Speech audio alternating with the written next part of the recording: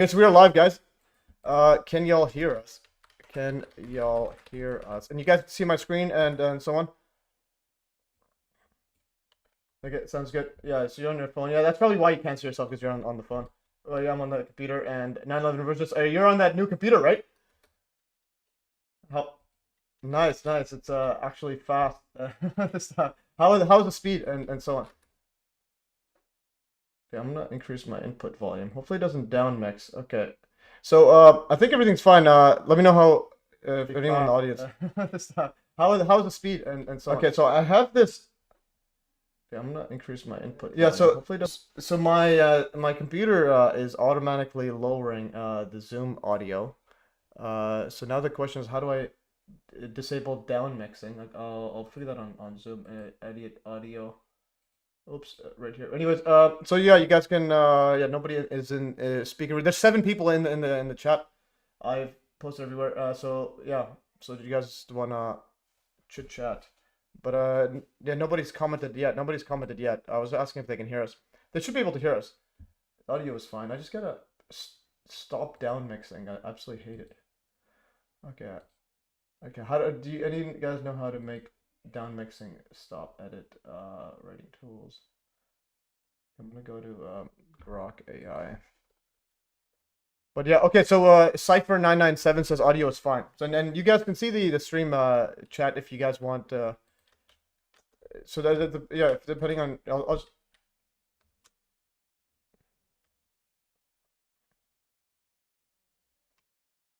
yeah, yeah, it's everywhere. It's I'll put it in live chat. Yo, I can pin it, yeah. Yeah, I'll pin them. Yeah, I'll pin it. So right now I'll pin the thingy. So here's the Zoom link. It's in the description. I'll pin this right here. And then I'll pin this Zoom call, and then we'll pin it. So we're gonna pin the message. Okay, so we're live. There's the pinned message. Anybody can join in. We'll vet you by, well, I'll just check your thingy here. It says participants. So right now it's me, 911, and Meth, Professor Methyl Minor. Okay, okay. Warrior Matrix says can't hear Norman. Do you want to speak again, Norman? Testers. Okay, okay, oh yeah, okay. That's why it is. Okay, so I'm gonna now try now. I had it. 1, 2, 3, 4, 5, 6, 7, 8, Okay, okay. 9, 10. Test. Okay, you should be able to do it. Also, Matt, you want to test? All right, yeah. How now, brown cow? Okay, yeah, yeah. So I understood what the issue was. So on Microsoft Teams, your audio and the screen sharing audio are the same. And on Zoom, they separate them. So because I had it muted, the audio that's not the Zoom. Anyways, they can hear you now. Okay, Chris Shack's in the house. Yes, you can hear. So Chris Shack, he actually has spoken to a Hutchinson effect witness that got sick, and I'm trying to get on the stream. The name is Tom Scott. So that'll be pretty cool. And then yeah, Chris Shack. Yeah, and I think that's Chris. Yeah, I think no, never mind. That's the wrong guy. That's the wrong Chris Shack. Never mind. Chris Shack is the guy who's sending me a bunch of predictive programming stuff. Yeah, but I got you mixed up with a different person. But anyways, the New Year's I might do a stream on predictive programming and make a database and so on. So he sent some other stuff. He's the one that sent me some spooks details and so on. Anyways, Mystic Bazaar's in the chat as well. All right, guys. Yeah, so, nice. Yeah. Yeah. So and you guys can join the Zoom call right here if you want to chime in, say anything, and so on.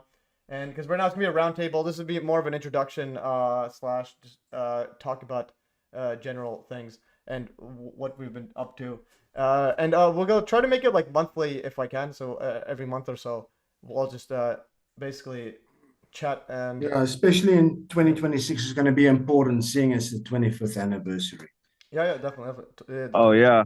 My question to the people watching this, and for the panel we've got available at the moment, is what do you guys think would the impact be of the first anniversary of Charlie Kirk's murder, and how much attention that's going to take away from the 25th anniversary? Well, it took a lot out of just the 9/11 anniversary alone, and like even Tucker delayed his series for a week just because, even though it was like it was all kind of, controlled opposition anyway, but the fact that like with all the sort of clues that it was a psyop to begin with, it almost seems like it was planned that way. Like and then I think now they're just every September 11th, it seems like some other thing comes in to change the narrative of the news cycle, just so people don't talk about it. Yeah, to take the attention away. Yeah. Yeah. It's going to be interesting. Definitely, yeah, it just had to be on the 9/10. But nonetheless, I think Charlie, because he was like, he was half hated, half liked. He was really polarized. I think, people will not take it. I think he'll be downplayed in the future, and especially when there's a big psyop coming up. So like every time there's a cyber on the news, there's always a new one coming up. I remember October 7th. Yeah, October 7th, the Hamas Israel one, and then it's like, you know, that was pretty big. And then, but it's like it's always something massive. But I've noticed that the psyops seem to be less in the media per time. Like it's like they don't. I feel they're ramping up and they're coming so quickly these days that you can't recover. That's what I meant. One before the next one fucking pops up. That's kind of what I mean. Like, and also the Charlie Kirk one. I don't think we've ever seen anything like that in like broad daylight on like literally live, guys. No, it's a JFK 2.0. Yeah, but JFK wasn't live. It was radio. So for those days. No, I agree. But for those days, but still, like seeing this like graphic in your face, that one, and they saw that video, like they saw the still images like weeks later or years later or whatever, and then the video is actually shown like years later. So it's like, imagine Charlie Kirk was shown 7 years later, and you're like, well, we just bombed Vietnam. I think we're fine. Yeah. Right. But they are happening quicker. But that's why, again, I think 9/11 is still like it still resonates. Well, it should resonate with people, especially once they see some evidence of what's going on there. Yeah. Right. But I mean, the younger people who weren't there that day are not going to care as much as where Charlie Kirk has been in their life, you know, since the younger people are getting involved in politics. That might resonate with them more than something they didn't live through, you know? No, yeah, definitely. But also, again, Charlie, I think he was polarized. He wasn't like a like figure. Like 9/11, it was like all Democrats, Republicans, every single person around the world was focusing on it. So yeah, so even though the younger generation may not experience it, but once they see some of it, they go all out, I think, or they better.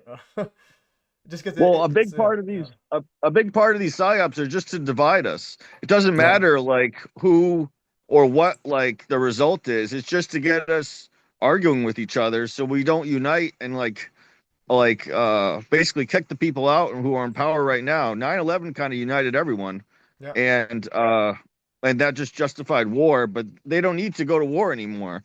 They have like basically they can create wars just through like our phones now, and we're all just hating each other. And the crazy thing about 9/11 is that, and this is a statement made by Bob Greenyer when he did a podcast with George Howard the other day on the suppressed science of ball lightning and cold fusion. We just stated the fact that as soon, and it's most probably in the next 10 or 15 years, you won't really have anybody that's still alive that was around to witness 9/11 or see it on the TV that day and all of that. So we're getting to the point where if we don't make inroads right now and wake the people up to the real story, then we're going to miss our chance. So it's imperative now, especially with it being the 25th anniversary, that we crack this. Luckily, 2025 on the 24th anniversary was pretty much as intense as the 5th anniversary, when most of the stuff started breaking through in 2006, and that was with the Scholars for 9/11 Truth, the breakup there, the calling out of the disinformation agents, pushing the thermite theory, the nuke theory, and all of that. So we've got the momentum now. More and more people, and especially the youngsters, are more open to the technology that was in play that day. Even the UFO guys are now changing the whole narrative from, oh, yo, it must be fucking alien craft, to stating that, yeah, maybe we're being fooled. Maybe this is like some sort of 3D volumetric projection technology, or ball lightning type technology, or something like that. Because that's something that I noticed this year, is that the UFO guys who've been praying for a Project Bluebeam event to happen are possibly on the cusp of actually admitting to themselves and their followers that Project Bluebeam was in play on 9/11. Right. Yeah. Yeah, no, definitely. And the other part is, there's like psyops constantly, but the thing is, people have shorter attention spans. So in other words, they're gonna want to get new info. So like that's why Ancient Aliens, all that goes viral nonstop, because people want other info, and again, eventually it doesn't matter who you are, you'll come across 9/11, especially when you're in a conspiracy game, and the fact that there's so many influencers and spooks to this day. Yeah. And it's like so many different varieties. Now we have some on Substack saying that that everything was CGI, the people were CGI, the deaths were CGI, the buildings were CGI, the photos were CGI. Like, what? Yeah.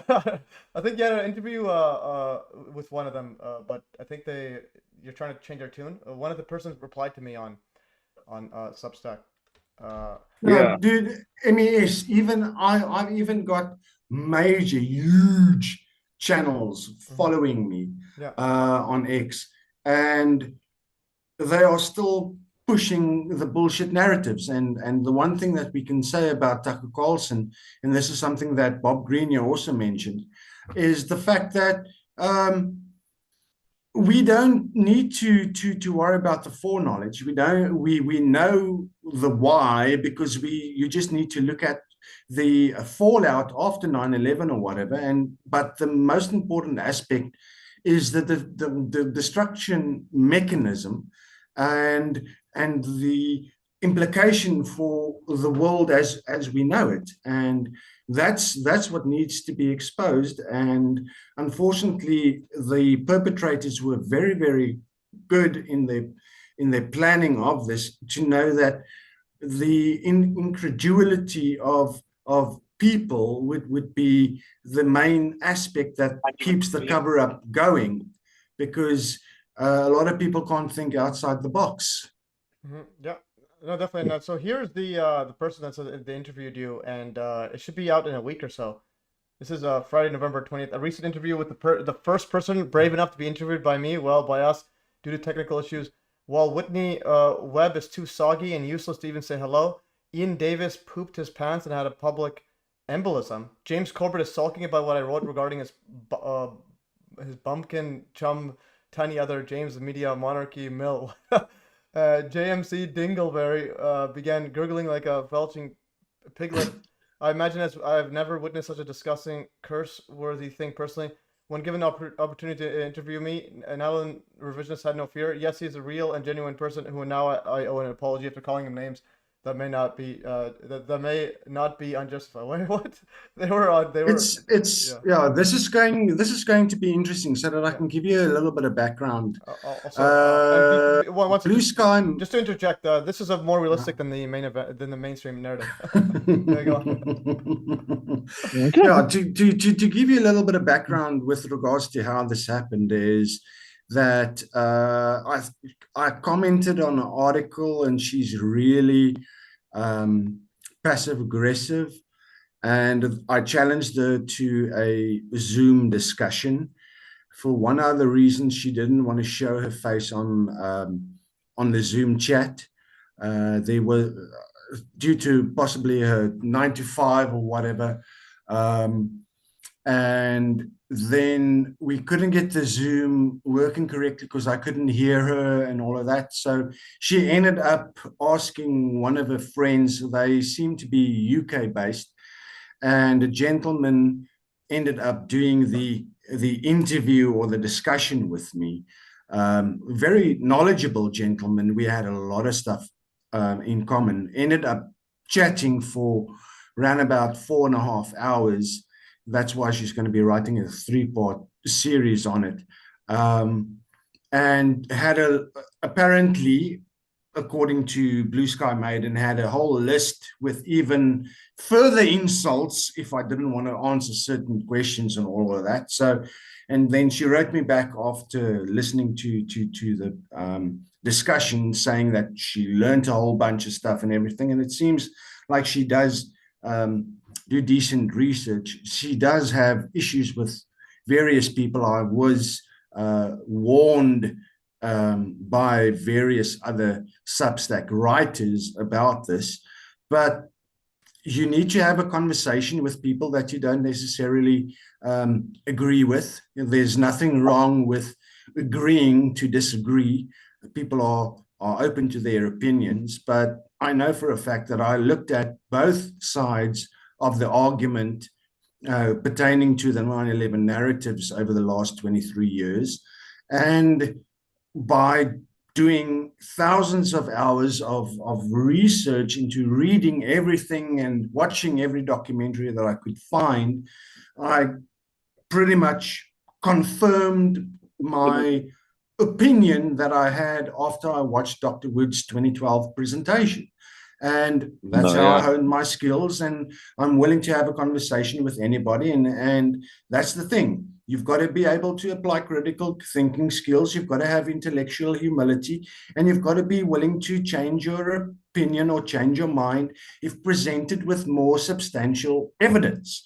And unfortunately, people touting jet fuel, people touting bombs, thermite, or nukes don't have the evidence to back up their claims, and that's why they fall out of the bus. That is why Richard Gage, David Chandler, James Fetzer, all of these guys have never ever opened up themselves to a roundtable discussion, debate of the evidence of that day, and they never will, because if that ever happens, they would out themselves, right? And that's it.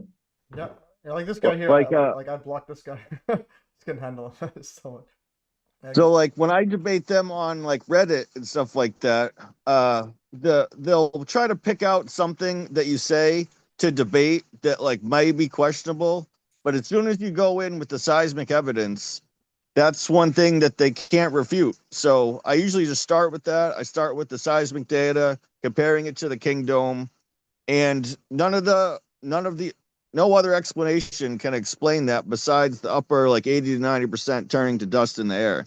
So if you just start with that one first and foremost, there's like you will save yourself a lot of time from trying to debate a dishonest person, because you can't turn a dishonest person into an honest one. So it's not even worth your time to debate whether or not, like, what do they try to say, like the lack of rubble was something else, and then the thermite there was like angle cuts. They'll pick out something that they can debate, but ignore the hard evidence. Yeah, definitely. Okay, so we have Gary Jackson's in the call, and also there's Chuck, the guy I blocked. He's on. He's in the chat saying you blocked me without examining what I was trying to say. No, I was examining. You're a complete and utter clown. But you can join the call if you want.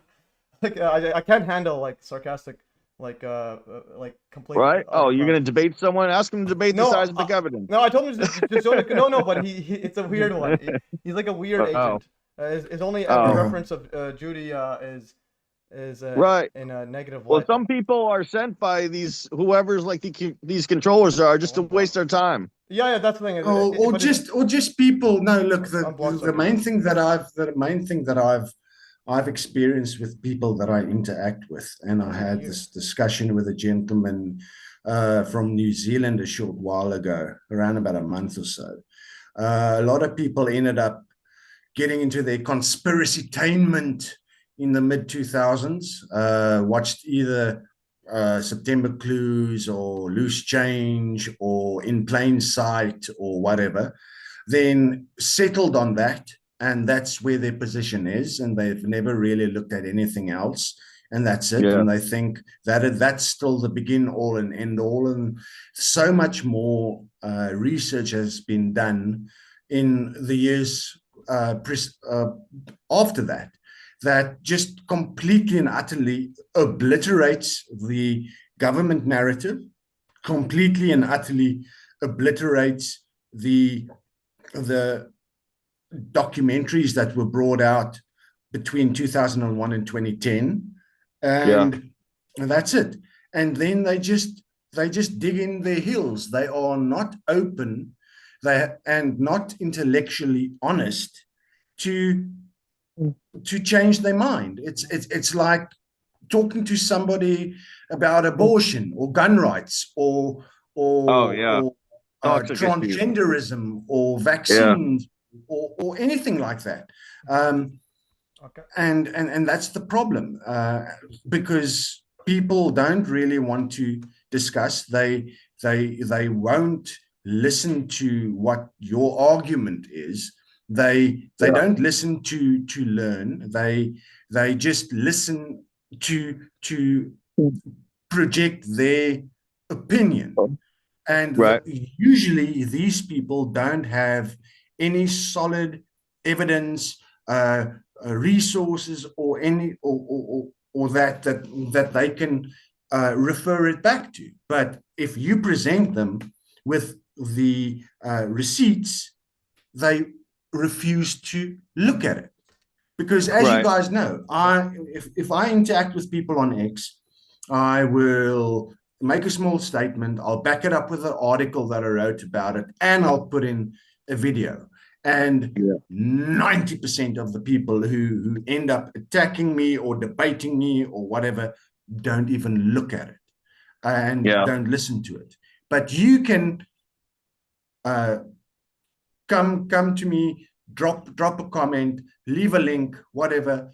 I'll go look at it, and I'll give you feedback on that and tell you why it's wrong, or I'll show you where it was counted 10 years ago. That's the problem with even people. still. Yeah, but guys, before we go further, so Gary's in the chat. Should we let him introduce himself? Yeah, and let's have it. Oh yeah, go for it. And also, what he also done, he also bought like 10 of stickers that I made for him to put on the books that on the Judy Woods books to put them in the high school. So Gary, you want to join in? You want to show your face too, or no? Up to you. Yeah, I'm not sure how to turn my camera on. Is that you to do or me? Ask to start video. Okay, I'll ask you to start video. You should be able to click a button. Start my video. Yeah, just show your face. The app. But yeah, this is Gary Jackson, guys, on there.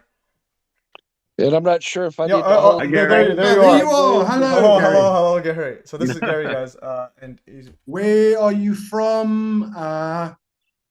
I'm from South Africa. I'm in Port Lavaca, Texas. I grew up here, born in 1960. Got my amateur radio license when I was like 12, and worked with a burglar alarm company. The man was retired, Ma Bell, an engineer, and he taught me more about electronics than you can imagine. I got off to school after graduation, got a degree in electronic circuit design, instrumentation control systems, completed the radio repair program, took laser classes and a bunch of other stuff while going to TSTI. Even had pilot license while I was there, took flying lessons. Oh, but you're the gentleman making all the noise and all the schools are kicking you out. Oh, yeah, I got a couple of trespass warnings. I'm a nice guy. They just keep breaking the law. I fully salute you. I have so much respect for you for what you are doing, sir. Thank you for everything you do to push out Dr. Wood's work. You are a hero. I'm going to get it in every newspaper that I've got that book. I want to give it to them. They got a new Texas law, Senate Bill 13. You have to have 30-day notice and evaluate the book before you can add it or subtract it. And already it's in public libraries, so they have contract with the schools to supply information to the school. It's already available in the for students if they asked for the book, but they don't know the name. Nobody knows Dr. Judy Wood's name. Yeah, amazing. Wow. And this is a sticker that Everybody he's should actually know putting him. on the books. It says that donated by yeah. So thank you for writing that. It's donated by Math Easy, and he put a link to my channel. Amazing stuff there. So thanks for the promotion there. Yeah, I checked my local library recently for the book. When I went there, they didn't have it. Oh wow. They can get it. You Yeah. just say, Yeah. I want that book, and they'll Yeah. right overnight it right in. Yeah, there was Yeah. there was someone had a book at the library here of the Judy Woods book, except the cover is just black. Like it's as if they were only allowed to put it in if it was just a like black cover. Seeing that we're talking about schools and libraries, I recently did a podcast with a gentleman with the name of Tyler from the Total Disclosure podcast. And he was in the 3rd grade when 9/11 happened. And he basically told me that what they had to do in school after that, he's uncertain of the time, maybe for a year or so, they had to stand up for a moment of silence for at 9/11 in the morning. Yeah. To just think about 9/11, and that just shows you the built-in psychological operation with regards to the whole never forget aspect. The thing is, what was the never forget about? Was it never forget the trauma, never forget what didn't we have to forget? Now that we've seen who the new mayor in New York is, obviously New York forgot, but the aspect is it's still an ongoing psychological operation that's so deeply entwined for 24 years. And even all the mainstream alternative media guys like Joe Rogan, Alex Jones, Redacted, Tucker Carlson, all these people are still pretty much Sean Ryan, who's spoken to Colonel John Alexander and the work that he did at Los Alamos with John Hutchinson and all these guys, and is also doing podcasts about the Havana syndrome and all of this. But do you think these guys are going to have Dr. Wood on? Never going to happen. No. Yeah, we at least have had the most censored COVID whistleblower, an ex-Pfizer scientist, Dr. Mike Yeadon, who's had a conversation with Dr. Wood and Andrew Johnson this past week. So let's see where that goes. That's at least one heavy hitter in the real truth sphere at the moment that is now having his followers wake up to the real truth of 9/11. So we are getting momentum going. Yeah, and also Matthew, do you think you could obtain an autographed book from her in the future? I would love to get an autographed copy, possibly two, to give my first book to the first school, an autographed book. Yeah. Best person to speak about that is Matthew, because he's in daily conversation with Dr. Wood, or otherwise then Andrew Johnson. Yeah. And those two. Make contact with them. Yeah, I can ask for the signed one. She gets packages of them because her and Andrew Johnson, they're the ones that pretty much ship them, or mostly. That sounds good. Yeah, I'm dying to get me a copy just for me, but I would like my first copy to a school to be autographed also. Yeah. So here's a quote. Judy Wood's the mug, the coffee mug. So this was a recent call with her. This was right after the Mike Yeadon interview. So she wanted to talk. So this is the quote. She made the quote here, and I got this shipped to her. So the mug there, and the actual mug, and it's also bought by Amateur Solar. But the mug says, what is the mug? I'm gonna go back to the mug. So I'll read it. Yeah, she forgot to show this during the Yeadon call, but here's the mug. It says, and this is her quote: "Know what it is that you know." Know what it is that you know, and know that everything else you don't know and don't bridge the gap with assumptions. I'm gonna read that again. It's like a tongue twister. Okay. So know what it is that you know that you know. So you know everything that you know, and know that everything else you don't know, and don't bridge the gap with assumptions. And then there's the if you do, you're fixing to mess up. And I also have quotes from Richard Gage if you want those. No one's bought the Richard Gage ones, but I'm not sure if you guys have seen those ones. Yeah. So anyways, That's a good mug. so this was her mug. You're literally she's holding it right now, or a few days ago. So there's her the mug, and you can have some of that. And also then I also have the Gage quote as well. This is Gage's quote. For those who want Richard Gage, this one right here. I'm not going to present every piece of evidence I can't explain. I want to buy this, but just shipping is expensive to Canada. So R Gage, yeah, and then R Gage 33. So his email is actually 33. Anyways, you guys can, yeah. That was when that kid went with it like a hidden like camera, didn't he? He said that. Yeah, this is Abraham. Yeah, this is Abraham. He was Yeah. That video. Yeah, we had it. Well, basically, yeah, this is Abraham. It was pretty good. He was asking him, and Richard Gage just has one of the funniest quotes every single time. He's like, "I'm not gonna present every piece of evidence I can't explain." So imagine there's like a penguin in your house, and then you're like, "I'm not gonna ignore that." Let's say there's a car crash, and there's a penguin in there, but you're not gonna explain the penguin. I'm like, "Oh, there's a penguin. How did it get there?"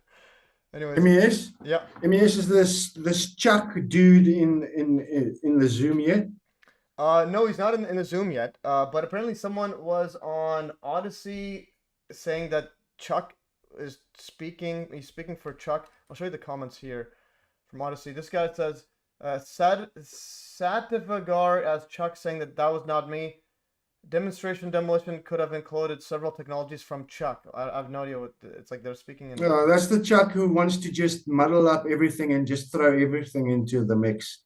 Yeah, but also it's so obvious he's disingenuous. Like when I came across Judy Wood's work, it's a world changing. It's like this is like advanced like tech, literally out in the open, murdering people, and then instead what he gets, like here's what he says. I think it's where's the Chuck one? Okay, yeah. So this was before I deleted it. I just blocked him, but I unblocked him just before because he's in the chat. So I said that the towers turn to dust is not a theory. Instead of saying, okay, so why can't I just see that? Yeah, this is his reply. He says, yeah, no shit. The theory is how they turn to dust. Instead of saying, like, I'm literally showing a video of towers turn to dust, and then he's saying, as if it's no big deal. I'm like, no, this is a big deal. You should retweet it. Tell your entire audience, buy your book, and so on, as opposed to whatever he's doing. Right. Okay, so I couldn't sleep for like a few nights, or I had a hard time sleeping. Like after I found the truth out, knowing people were being like microwaved alive. Okay, so Chuck's in the call there. Okay, there's Chuck's in the call, and there's another guy, Michael Smith. We'll see if he's a spam or not. So and we waiting for Ryan from Field Interference to come in as well. Okay. Well, I asked Judy Wood if she wants to join. She has the link, but she probably won't join. Okay. No. Okay, Shane wants to debate moon landing, Zionism. I'm like, no. No, not really. We're doing 9/11 tonight. Okay, there's Chuck. Okay, there's Chuck. He's got a beanie. Okay, let's go. I have a beanie as well. We should wear matching ones. Hello, right. Chuck. Hey, can you guys hear me? Yeah, we can hear you. All right. So, Sweet. So yeah, so you're the Chuck. I thought you were gonna be Chinese based on the emoji. No, I'm not. He's into anime. Okay. I'm not into anime. I'm an anime voice actor. Oh, really? Yeah. Okay. Which from Dragon Ball Z? And the school headmaster. So I think. you're actually this guy? What was this guy? The robots? Android 17. Yeah, Android 17. Okay, I remember watching when I was in high school.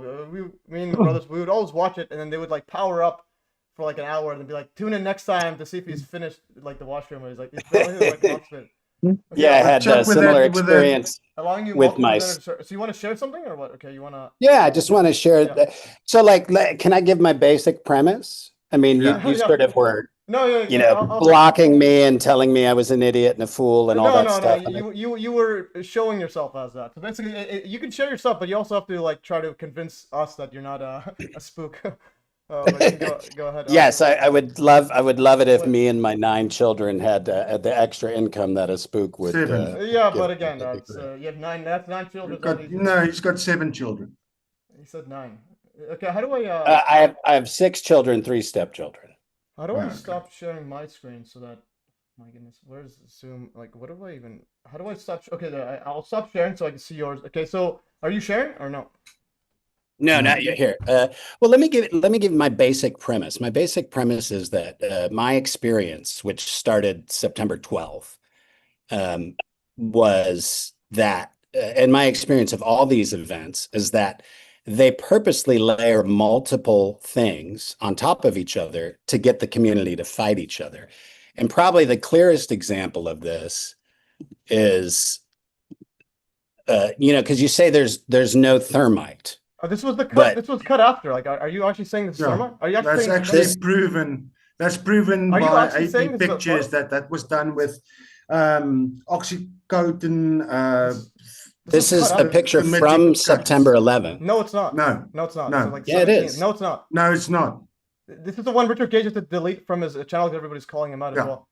No, it's not. That's been fully and utterly debunked with the AP pictures. I'm happy to look at that. So we'll look at it right now if you want. So we'll look at it right now. Can I finish? Can I finish my premise? No, premise is first. No, this is the image. There's no premise. You get this right, then we can go further. This is. I don't want to waste my entire time with this. Yeah. Like, this is like literally gets me angry. How utterly either stupid or completely whatever you want to call yourself. So people haven't done the research. So we'll share my screen. I'll stop sharing that because I don't want to dumb down the audience just with like an absolute. You come in here with all this high and mighty stuff here instead of retweeting. There's nothing high and mighty about me. I mean, the only high and mighty person is you right now. I'm coming with honest questions, and I'm coming with. No. I mean, we're basically on the same side. Just mute yourself, Chuck, for now. Okay, I'll mute you for now. You can unmute now, but you're unmuted. Just show him the AP pictures or that short clip of 3 minutes just debunking that picture. I want to share my screen, but again, Chuck is a spook, like an absolute, like. No, don't call him names or anything. He's uninformed I know, because he hasn't done his due diligence. I'm more angry at just like, I just want to share my screen. How do I share it? Okay, it's over more. Okay, so it's muted. Okay, I'm going to share this. So it's like, Chuck's out here putting like stuff that Richard Gage would delete. Like, even Richard Gage knows better. Like, literally when the biggest spook, him out on it. The biggest spook of all time knows better. So here's Gage delete. Yeah, Gage delete. Yeah, so Richard Gage literally posted this one here. If you think 9/11's bit suspicious, he's showing you that exact same photo you did. It's like out of all the ones, instead of showing the towers turn to dust, he's talking about this little cut. This was actually cut AP. This was 6 weeks later. The date's confirmed by AP photos. 6 weeks later, these are the photos there. We'll, I think, do you have video there on 9/11 Revisionist? Yes, I do. Okay. So it's like there's videos on there. Now this guy's coming here talking like this is the Richard Gage had to delete this one here because everybody's calling him out for being a complete clown. So here's this one here is Oxycontin. I'll play this video. Can you guys hear this? Yeah. This was again. This is like a mainstream a normie having to debunk it. And again, when people, how do I make it bigger? Do you have a Twitter? At the bottom, next to the sound bar, there you can make it bigger. No, but it makes a giant screen like everybody else. On the video itself, just click on the video. No, you'll you see won't where be the able to. Sound toggle is there. It makes it bigger. No, I'm just saying. Do you have a tweet? My computer is giant. It's not gonna be able to show. It will just be big. So basically, you tweeted this. Please put links. Substack is not good at showing videos. I'll go to your. It's really hard to follow you when you don't speak slowly and clearly. Yeah, I know, but it also when you come in here with like the stupidest photo ever invented, like by anyone. Okay, which was the thermite? Do you have it on here, 9/11 Revisionist? So basically the photo. But if you let me, if you want to communicate your truth, Chuck, you're going to have to become a better speaker. You have to shut up, Chuck. Like, just shut up. That's so bad. It's like I want people here. You're muted right now, but I want people to realize these are the kind of people we're dealing with. Someone, a soft-spoken guy that does voiceover, who's really good voice, but horrible everything else, absolutely horrible. But anyways, yeah, and Shane in the comments says, yeah, I got up early. I don't want stupid shit either. So 9/11 Revisionist, do you have a link to that? Can you? I'll just play it. But do you have a link that's not Substack? Let me. Like, Can I share screen? Yeah, you can share the screen. But and again, Chuck, just be respectful here when you make garbage stuff here. You should be like literally apologize that you made a fool of yourself. Anyways, you can share your screen there now, Revisionist. Okay, give me 2 seconds. Okay. Shane says, "Oh, Matthew speaks fast too." But yeah, that's the reason. Speaking too fast. When Chuck's being called out, an absolute psycho. Like, just delete your channel. Anyways, I can want to feel that. Sarah Johnson wants to join the chat. Okay, Sarah, I don't know who Sarah is. Well, admit, just make sure it's not a spammer. Okay, I'm gonna quickly share. Well, let me just minimize this. Yeah, Gringle says smart. Yeah. So anyways, Chuck's getting destroyed in the chat more than I was. Okay. Escape. Start sharing. Double click then full screen. Okay, there it is. I just want to Because get out. you Stop had share. you had one. I thought you had one before. No, I'm just getting it for you real quick. No, I know, but do you have it on Telegram? Do you have anything but Substack? Substack. No, I'll be back in 1 second. I'm Yeah, no worries. sharing the basic. Yeah. So anyways, so we've confirmed. So just Chuck comes in with the stupidest thing I've ever seen in my life. Here it is. There we go. Can you see this? Yeah. Okay, let's play it. Can I hear it? Is there no audio? No, there's no audio. Okay, so read those That's out. the picture that Gage has been using all the And then you have to delete it, and then Chuck comes here with the actual thing. He's like, "Oh, no, let me know." And then the other part is, where's the 1 billion tons of rubble? He's showing a little. So that's a picture of one of his presentations. Yeah. And that is obviously that little cup beam. Oh, you can guys. see the slag on Yeah, it. we have. I think this was All right. Oh no, this was He's cutting in. removed. Okay, so that guy's removed. So we have a report. Let's go offensive. So that's exactly in the rubble pile where that. Yeah, no, you were was. again. Did we have a spammer? Just wait up. We have a guy showing up corn on the thing. Okay, now you're back on. So I muted that guy. So I blocked him out. It might be Chuck's friend or something. All right. Anyways, guys, we have this is what we have to deal with. Absolute evil psychos. Anyway, so that Are you person. seeing my screen, dude? Yeah, and go back. Please start from the beginning. We had a person share a screen. How do I stop someone from sharing a screen when someone else is sharing? Just kick them out. No, I kicked them out, but listen, I kicked them out. This is good for the beginning. Understand how this works. Again, why is my... I told you that you've got to be queued up with regards to Yeah, I know. I need to these figure out how trolls Zoom coming works. in. Yeah, so I need to work out how Zoom works. How do you make it... Yeah, so you can play... anyway, so the photos from later. Can I play it now? Yeah, go on. We'll play it right now. And then... Okay, so people, unfortunately, there's no audio, so you've got to do a little bit of reading and thinking. Yeah.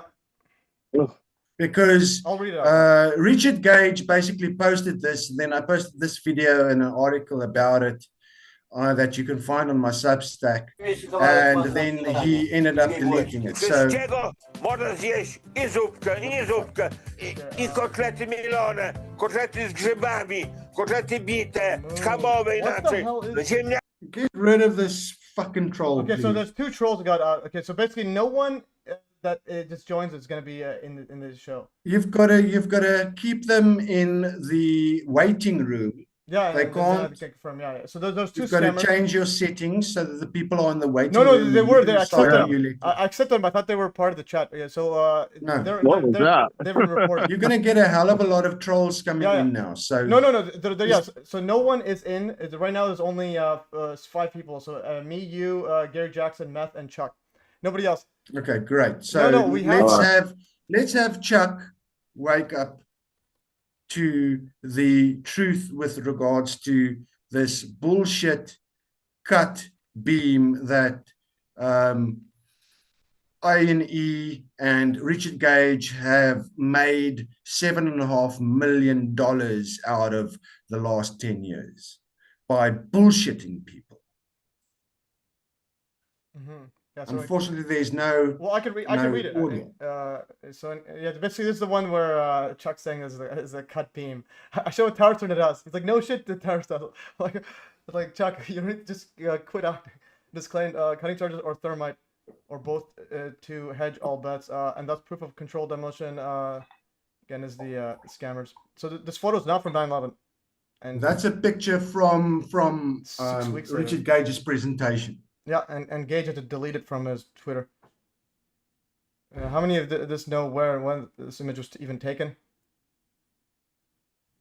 A&E don't know, or they won't admit they do.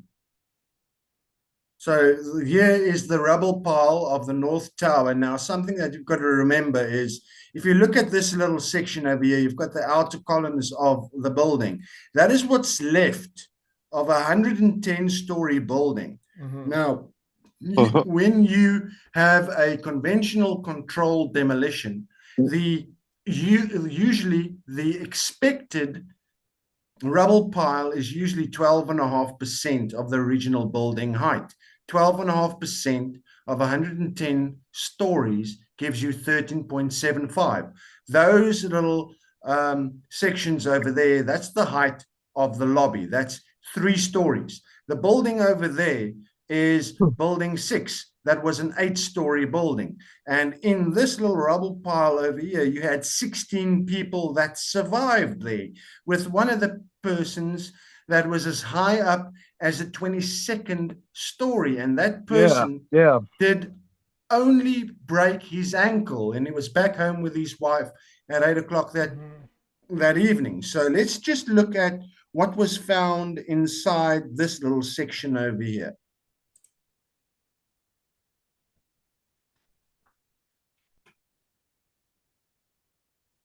So they started clearing out the rubble for a while. And then when they got and moved everything out of it, they found that there was a whole cluster of north columns that were still standing around the famous stairwell B. So what ended up happening to that?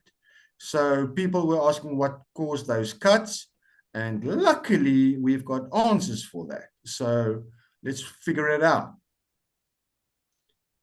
This photo was taken on October 29th. The debris has been removed. We see the column next to the cut column. And it's being cut down and removed. Earlier that day, however, our column supposedly cut before the towers went down was still standing. You can see the fireworks from the cutting torches.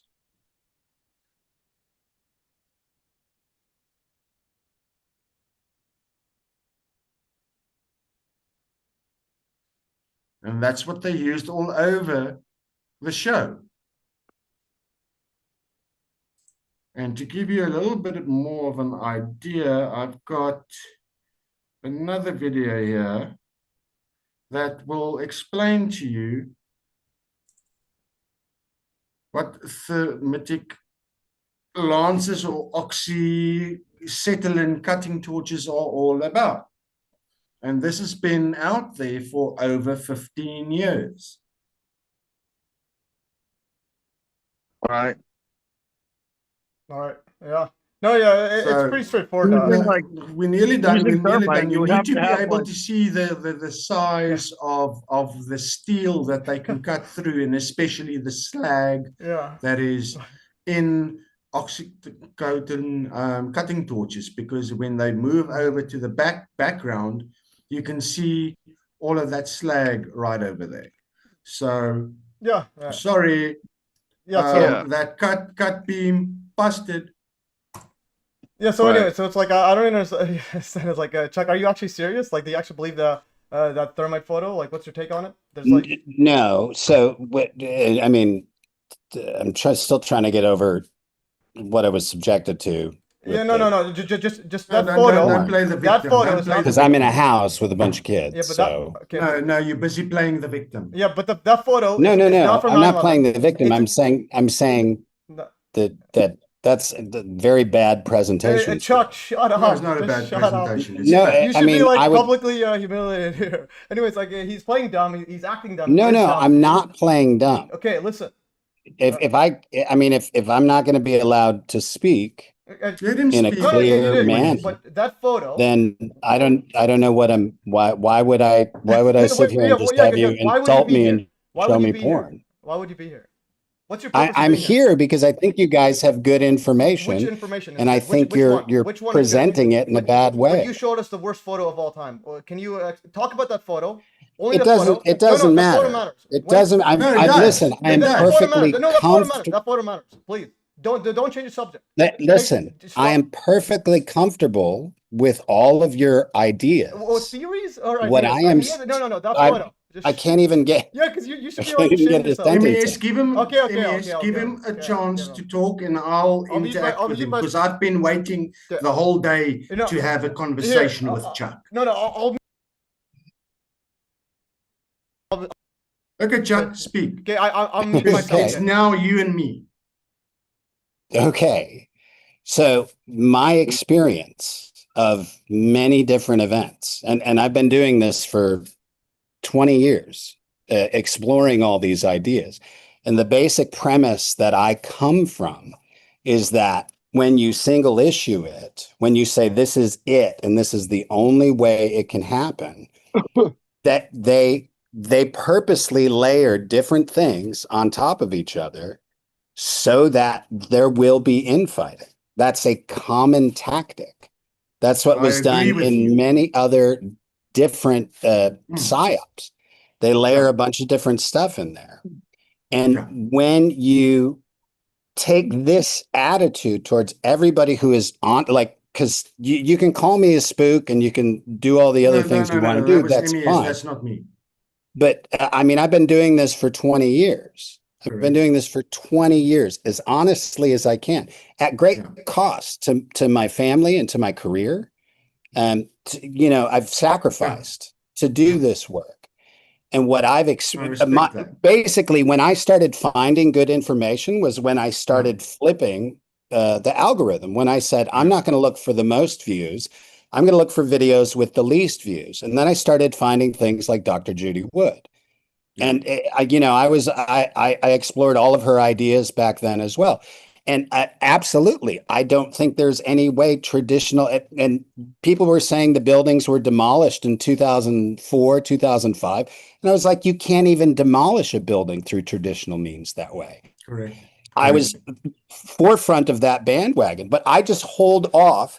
And I flip the algorithm on every event now. I don't say, what is the one thing that happened? I say, how can all of these ideas be included? And the idea that they could put thermite up high to show people that it's thermite and leave a residue of thermite. Okay, can I interject purposely to cause...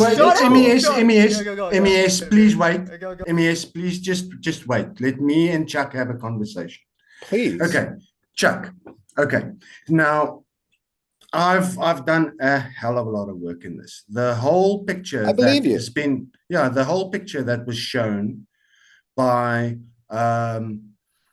Stephen E. Jones with that little video clip of you seeing some sort of glowing metal falling out the side of the building. Okay, on that level, they had UPS battery systems. It was for one other big bank. Okay, the research and everything that's been put out has shown that was those batteries and everything bubbling out. Stephen E. Jones's position was that no, that is proof of thermite. If it was thermite, you would have had a hell of a lot more. If you've looked at any thermite experiment with regards to 10 pounds on, and you can find... Conceded. Wait. I'll concede every point you have. I want to talk philosophically about how to explore these ideas. But unfortunately, 9/11 is in a philosophy discussion. It's an evidence-based we could have that. Discussion. No, but we could have the discussion. Because I'm not interested in going point by point, because this is what keeps everybody divided in the community. There's plenty of people who believe that the towers were disappeared through means we don't understand, that you guys are showing great evidence as to how that happened. And I support it. And I'm being abused by MES But Yes, for but supporting, but having a can I interject? Can I discussion about your approach Okay, but wait, to how you're going to present this time out. evidence. Well, that is why I wanted to have a one-on-one conversation with you. MES has got a way different approach than I have. Okay, I've discussed 9/11 with a hell of a lot of people, who disagree with me.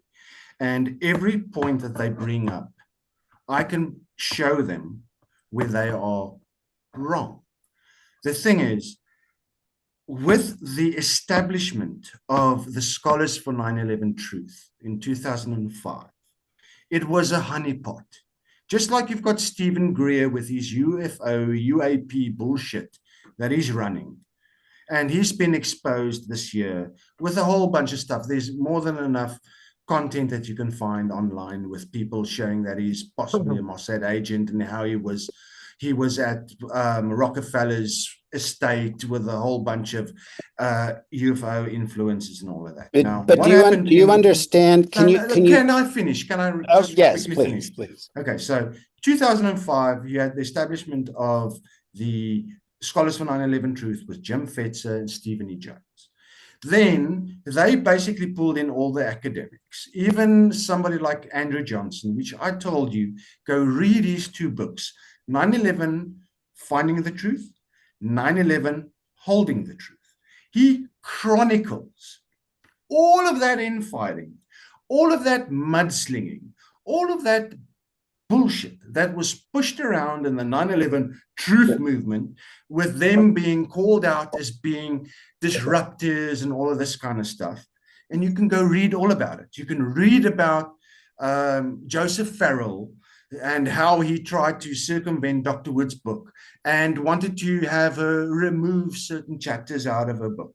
You can read about alien scientist Jeremy Reese. You can read about David Icke, who had a 2.5-hour meeting with Andrew Johnson, who ended up selling Dr. Wood's book off his website. Then a gentleman with the name of Dean Warwick in 2006 came out, ex-MI6, MI5 guy, talking about what his father saw and what he saw with the Russians, the British, and the Americans who were testing out new weaponry where they were dustifying buildings of 25 floors and all of that kind of stuff. He said that on a radio show.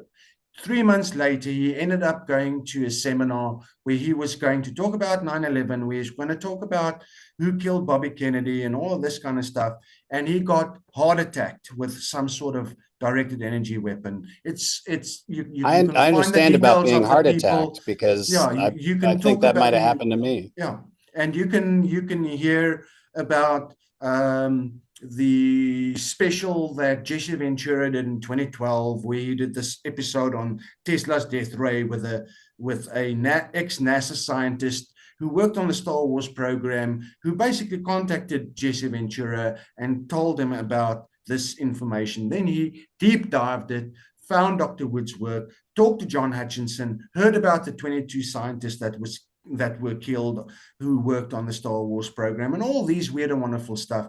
So all of that is chronicled up to 2019 in Andrew Johnson's two books. Then I can send you a shitload of my own personal interactions with Richard Gage, James Fetzer, Ted Walter, the International Center for 9/11 Justice, Jonathan Cole, the Boston 9/11.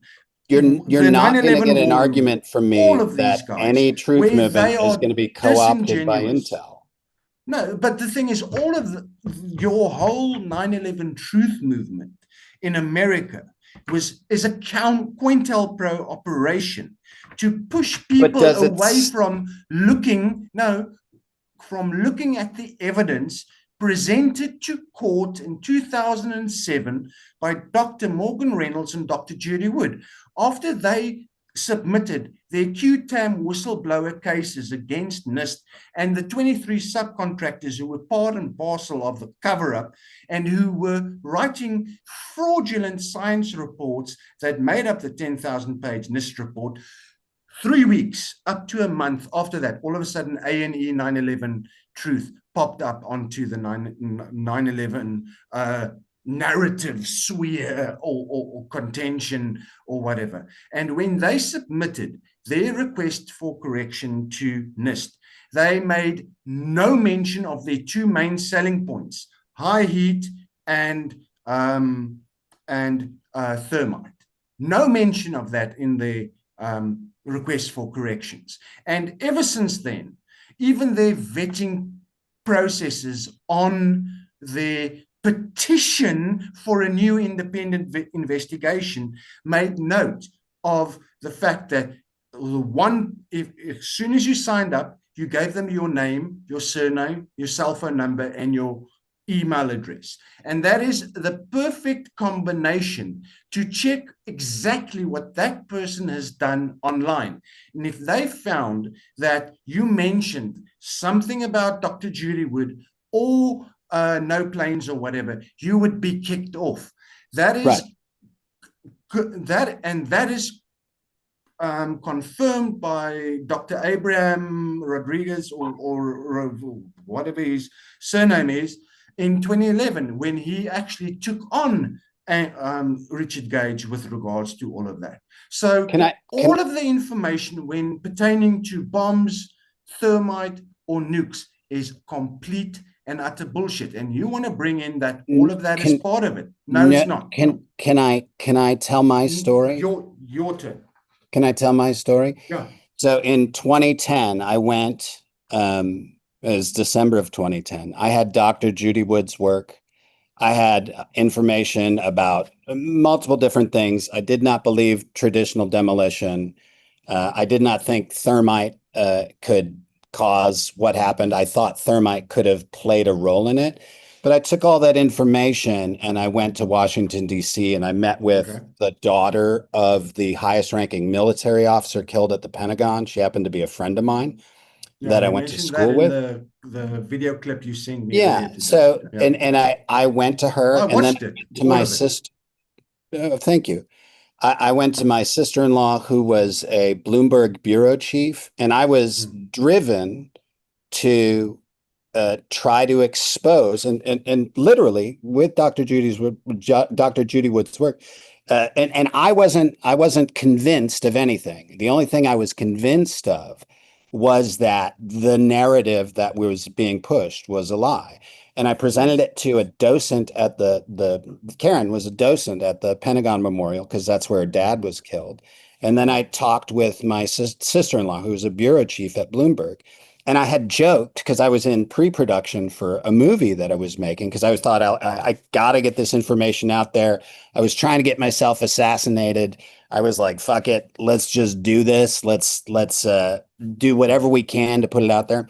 And I had joked that if I died of a mysterious heart attack while in DC, that I'd been gotten.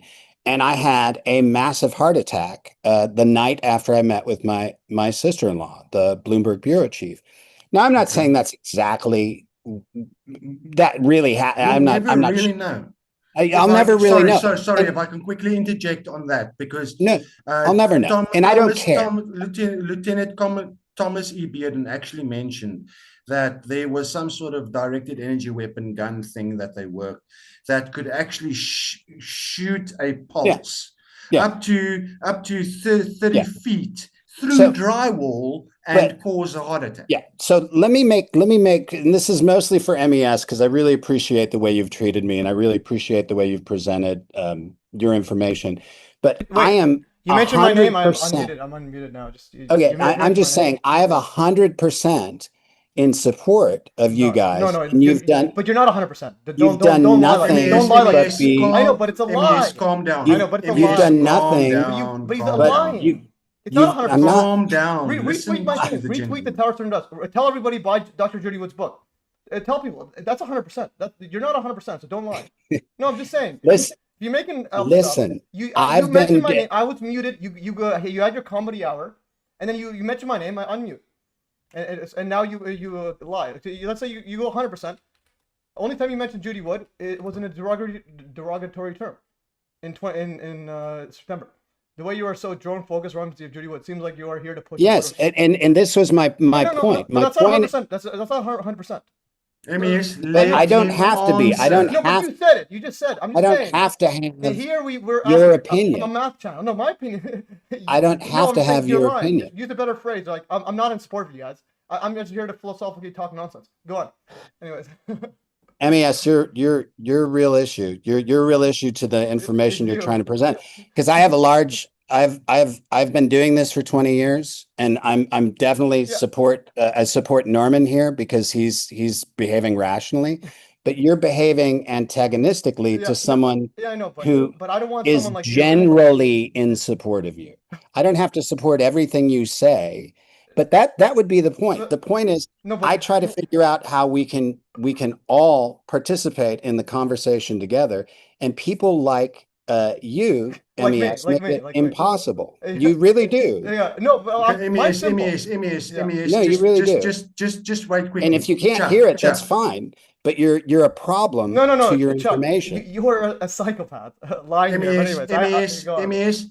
I'm a psychopath. From my interaction with you. It's like you have a little. How am I a psychopath? Matthew, I mean, you're the one Matthew, showing me calm that I down, sit in mute cucumber. yourself. I want to have a conversation with Chuck, please. Anyway, but yeah, Let me have a conversation wait, with before I Chuck. mute myself. MES is a problem. Shut up, let's. Chuck. I'll do this with you later. Shut up. Before I mute myself, if you mention my name, I'll unmute myself. Okay. Unbelievable. Okay, he's gone. But again, let me have a conversation with Chuck, please. He left. I muted him. He left. I was when he talks over me and I'm trying to tell him, I'll mute myself. But if he says my name, he says I'm a problem. I want to have a constructive conversation. No, with I know, but you can have somebody one in private. Like I'm not like that. When I literally feel he is a psychopath, like a spook, a liar. I don't know, but again, that's just how I am. I can't. No, you've got to open up a conversation, have a civil conversation with somebody without name calling or anything like that, and discuss the evidence and stick to the evidence. End of story. And my that's what Dr. Wood does. She doesn't attack people. She doesn't ad hominem people. She doesn't do anything like that to anybody, and she sticks to the evidence. But the people in the bomb, thermite, nuke camps, they're the people who throw ad hominems. They're the ones who throw insults and all of that. And we should be better than that. And we should be open to a conversation to somebody that we necessarily don't agree with or don't agrees with us. And we should find some sort of middle ground. Unfortunately, in the last 20 years, since the formation of the 9/11 scholars in 2005, ever since then, there's been no civil discussion of the evidence. Dr. Wood and Morgan Reynolds have been ostracized and lambasted with ad hominems and all of that for all of this time. And they're the only two people who actually put their money where their mouths were. And they went to court with evidence that was not swept aside due to merit, but because the US Supreme Court judges said, we are ignoring the law by not listening to the cases. And that's the thing. And usually the most productive conversations you can have is with people that you disagree with. So that is something that we need to focus on. And that's something that's going to be very, very important going into 2026 with the 25th anniversary. I know that you are just as ramped up as I am, just as frustrated with people who've been brainwashed with all these talking points, because the guys that we are up against have endless pockets of money where they can do just what they want. They can get away with what they want and all of that kind of stuff. So we need to be able to counter that with civil discourse. As you know, Jean Laratonda from the 9/11 War Room challenged me to a conversation. When I accepted the challenge, he's now been running from me for 3 years. And you know exactly the tactics that he uses by lying about me and all of that kind of aspect. So it's a difficult situation. I would love to have a direct conversation with Richard Gage or Ted Walter or Pierce Robinson or David Chandler or any of these guys who are touting either bombs, thermite, or nukes or whatever. And you know for a fact, because you're solid on your evidence, you've already shown up Jonathan Cole in that Boston 9/11 discussion where he didn't have an answer for the evidence that you were presented. And we also saw how disingenuous they are, because everybody who were bringing evidence against thermite and bombs were curtailed to 2 minutes, and anybody else who was talking something else were given anywhere between 4 to 10 minutes at a time. So the odds are stacked against us. And all these guys, whilst they all talking about, we are looking for a new independent investigation and we've got to be inclusive to everybody, they're the ones that are basically non-inclusive, because Dr. Morgan Reynolds and Dr. Wood's evidence is person non grata. You are not allowed to talk about this. And in my articles, I've proven on how many of these Facebook groups and stuff where you've got these guys as the moderators, and their rules of the group is no mention of Shanksville, no mention of Pentagon, no mention of Dr. Wood, no mention of the planes. And we're only going to count to 3 because you need to focus on the twins and building 7, but forget about the anomalies with buildings 3, 4, 5, 6 and building 7 and the Greek Orthodox Church. Mm-hmm. And it's ridiculous. No, I agree with that, but again, I have I get heated sometimes, but again, I can't. Then you need to go. Woo. No, I know. I was muted. I muted my mic, and then you had to bring my name up, and then literally saying I'm a problem and so. But the thing is, I actually I think he's a spook. But I also think I think he's a spook. I have a lot of people that I think the spooks that you may disagree with. But I think he's a spook. But regardless, he doesn't come in here and talk like that, especially after getting his first photo was that thermite thing. Like I like do we want this guy? Like, do we... But Matthew, the best thing is to have a conversation and have somebody present what they think is substantial evidence, and then you show them where they are wrong. And that is a learning experience for the person that you're interacting with and the people watching the recording on a later date. No, I agree, but also I think my view, it's like I sometimes I just can't control myself, but also this is important stuff. We don't have all day to walk people through. Like, this is literally, we were talking about murderers.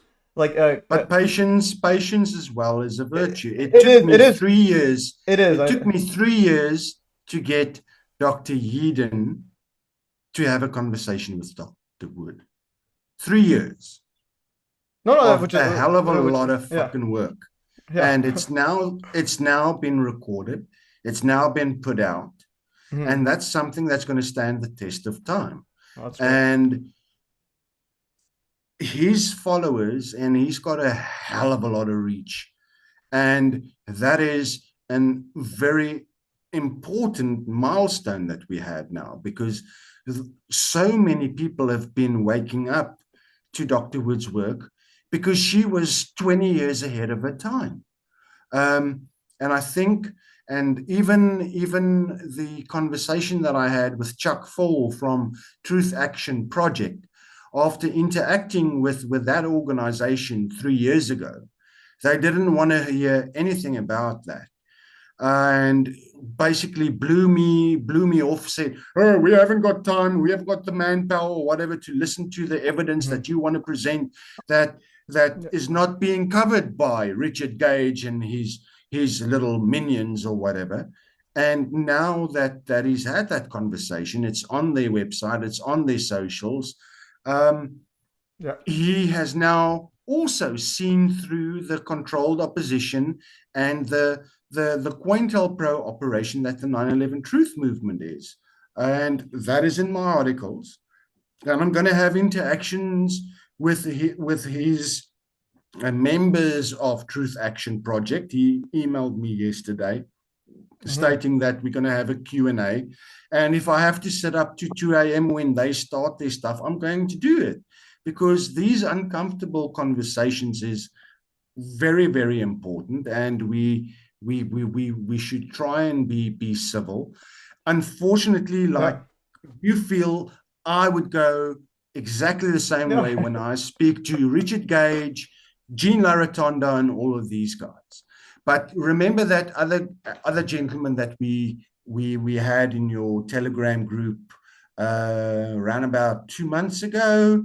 The guy is a lifelong New Yorker, and he had these weird and wonderful questions, and he ended up private messaging me, and we had a Zoom, and he watched 9/11 Alchemy Facing Reality, and he completely flipped within 3 hours, where he was still thinking that it's radio controlled planes or drones or this or that, thinking Rebecca Roth has got some clout to all of this.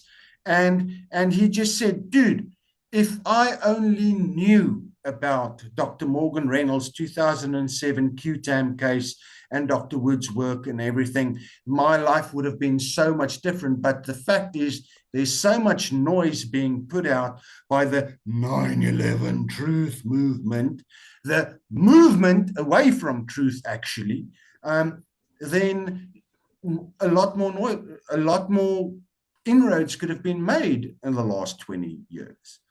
Yeah. And that just goes to show you that one should not try and cut people off by the knees if they've got some weird and wonderful ideas. Have the uncomfortable conversation. Try and be not get riled up and see where it goes. No, I agree, but again, we saw where it went. Chuck was just doing what Chuck does, but like you'll see, like when I joined the Boston Island of Truth, those guys, the Q&A, like those ones, I try to keep my composure there. But when someone goes on my channel live, I say whatever, because again, this is the first. No, but this is the first. This is why the first roundup. We'll try to make a better one, but also Chuck is just getting on my nerves. But I want to go also because we have Method Miners in the show, and also Gary Jackson. We didn't hear much from you today. I want to. Can you just speak about your work? And also, you were on the news before. So this is Calhoun County resident wants. Yeah, the Victoria news station came to my house and interviewed about that trespass warning they gave me in Port Lavaca. Yeah. It's breaking Texas House Bill 2840, preventing freedom of speech at public meetings. And they got more laws. They just break them left and right. Every time they do something, it's breaking a law. Yeah, definitely. And then I want to play this actually for the audience who don't know. I'll play this. Can you guys hear the audio? Can you guys hear the audio? I'll unmute this. Let me know if you guys can hear the audio. Okay, why is it not playing? Just unmute. With a trespass warning. 25 News Now reporter Ray Mosley joins us live with more on what happened, right? Yes, Sean and Don, a Port Lavaca resident by the name of Gary Jackson was issued a trespassing warning for attending a Calhoun County school board meeting. He was issued the notice last December after speaking at a board meeting about wanting a book regarding 9/11 added to the school library. It was the second time Jackson spoke at a school board meeting on the topic. School officials claimed Jackson was being disruptive, and it was issued a warning by the police chief.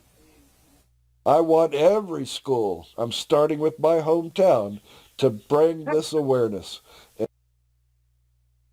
Jackson says he's very passionate about physics and wants children of Calhoun County ISD to gain that same knowledge. We reached out to the Calhoun County Superintendent's office, but we've yet to hear back. Reporting live, Ray Mosley, KVU-TV, 25 News Now. All right, epic stuff. board president was found guilty of assault the other day. Oh wow. No, yeah. It's do you know the details of that? Because I think you mentioned before. What are the details? How to get what's the assault? Well, on March 31st, I took all the papers back to their office and tried to get that resolved to get my public speech back. And the superintendent wouldn't meet with me before the meeting. And then the school board president came in there and he started threatening, this is my property and I'm going to stick my foot up your. And he came towards me and laid hands on me as he threw me out the door. And all of that was caught on video. So it just got to trial the other day here in in December. It's probably the end of November, I believe it was. And he was found guilty. I'm not sure what the sentence will be, but it'll probably be like a $5 fine or something. Mm-hmm. Yeah. It's great though. And have you? What's the update? Like, are they like what? Do you think the books will actually get into the libraries and? No, I haven't got one school board to put the notice out. This book is under evaluation. They have to. They can't put it into the library without the evaluation, and they can't take it out of the library without the evaluation. It's already available in schools and all public libraries. You go, hey, I'd like to read the book, and that public library will hand it right to you. So it's in there. Yes, it's actually in the libraries. Like you actually have them in there, or no? It's in our Calhoun County Public Library. Okay, and how many? I can't get it into the school. Okay. The public. Yeah, the school on one. Their shelf too. Yeah. And the main thing is just the evaluation. They have to give a 30-day notice that they're going to look at that book. Mm-hmm. And then they have to reply, ooh, we liked it, we hated it, we did this or that, but it's got to fit by the rules. No, that's great. Yeah, and how many libraries do you have? Just one library? How many libraries have you got the book in? Oh, I've got the book into several libraries. Calhoun's got it. The one when I was in Florida got it. I believe I got it into New Mexico there in Carlsbad. I think they have it on their shelf too now. No, that's great. And I like what you've written in this poster. It says "Steel Kite Hit Plane Must," and you also have one. The Jeffrey Epstein painting of George Bush with paper airplanes.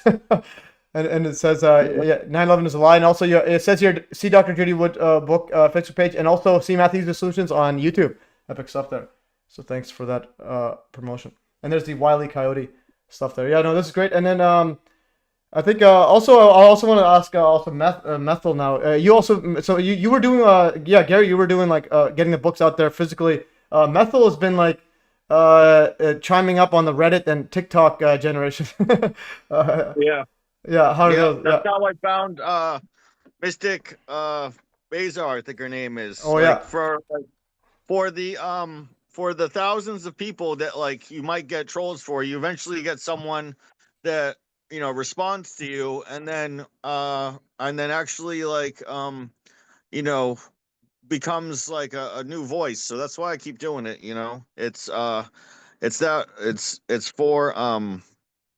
that reason only. Because because it just takes one chain effect for like a whole new wave of people to be able to see what the truth really is. And then she's got over like 10,000 followers now on TikTok. Yeah, definitely. And also so she I think she gave a email. Well, actually she wanted to interview Judy Wood, and I'm trying to make that happen. So there might be an interview, like a scripted interview, if like with Mystic Bazaar and Judy Wood, but like where and, I think I live kind of close to her right now. I'm in Wilmington, North Carolina, which I think is kind of close to Clemson, South Carolina. I don't know how far it is, but okay. I've always wanted to go see her and meet her. Yeah, no, it's good. Yeah, she's taking over the game, like some of these 100,000 views and so on, and And I do like it because initially she jumped on 9/11. She was more the UFO person, and then then I think once you brought it to her attention, she was initially talking about like the mainstream or the alternative stuff, the demolition and so on, and then now she's full on where the towers go and so on. Yeah, because again, it is life changing, and also to illustrate how we are waking people up, there's that UFO influencer that, thanks to Rotary Matrix, got us, like basically replied. This guy actually had an interview with Richard Gage lined up. So Total Disclosure podcast had Richard Gage lined up, and then Rotary Matrix tagged 9/11 Revisionist and me, and saying you might want to pause that. And then he asked us about it and so on. He didn't really look at it much. So he's a UFO guy, and then we basically showed him this one. Norman showed him the Abraham question Q&A with. Oh, that clip is great. Yeah. And then he actually said that good to know, he'll decline an interview. So he's actually not interviewing Mr. Gage. So that's good. Right. So a big channel right here. This is a Total Disclosure one, and I think 9/11 Revisionist had a interview with him. How'd that go? I had an interview with him, and he's the gentleman that mentioned that they were mind raped by having to stand up in attention at 9:11 a.m. every day for a very, very long time to have a moment of silence for the people who died. So it's on his YouTube. I'm dropping it on my Substack, I think next week. I've made copies and put that on my Rumble and my YouTube. I think no, I haven't done that yet. I still need to do that. I'm actually got another strike on my fifth YouTube channel in just under 3 years for the F-16 crash, where I basically compared that to Shanksville and the Ethiopian plane crash in 2019, pointing out the problems with the whole narrative, and that was flagged for hate speech. Oh, geez, huh? I had another video that was discussing or showing information about Building 6. There was no audio, only writing, not mentioning any marginalized or community or anything like that. It was just pointing to evidence, and that was flagged for hate speech, and that got my channel removed. Same with a short little clip from a documentary about Shanksville as well. That also got my channel nuked immediately. And strangely enough, if you go down my timeline, play that short little clip there. This one? That's the gentleman. Oh, that's him. Yeah, play that. And then also, do you have another YouTube, or did you? Are they all gone now? No, I've still got my fifth channel. I'm on my first strike now. It's going to last for 3 months, and I can't upload anything for the next week. Okay, that's unbelievable. Play that clip. Psychological. It was such a psychological operation, even that was carried through the media by how dare you question the government? We won't lie to you. And that is also, that was so powerful out of the slogan, never forget. What should you not forget? Not forget the trauma, because that's what they based it on. And once you can separate yourself from that trauma, then it's a lot easier. And that's why you'll find that a lot of the people who look into 9/11, who write books about it, aren't American, because we're not so emotionally invested in it. We weren't so traumatized because of it. Because I can remember. Do you know what they had us do every single day for like every single? I don't know exactly how long it went on. Every single day at 9:11 a.m., we would have to stand in school for a moment of silence and in remembrance. Little kids, little fucking kids in third grade. In third grade. Oh, yeah, that's psychological operation, man. Psychological operation. How dare you? Yeah, definitely, yeah.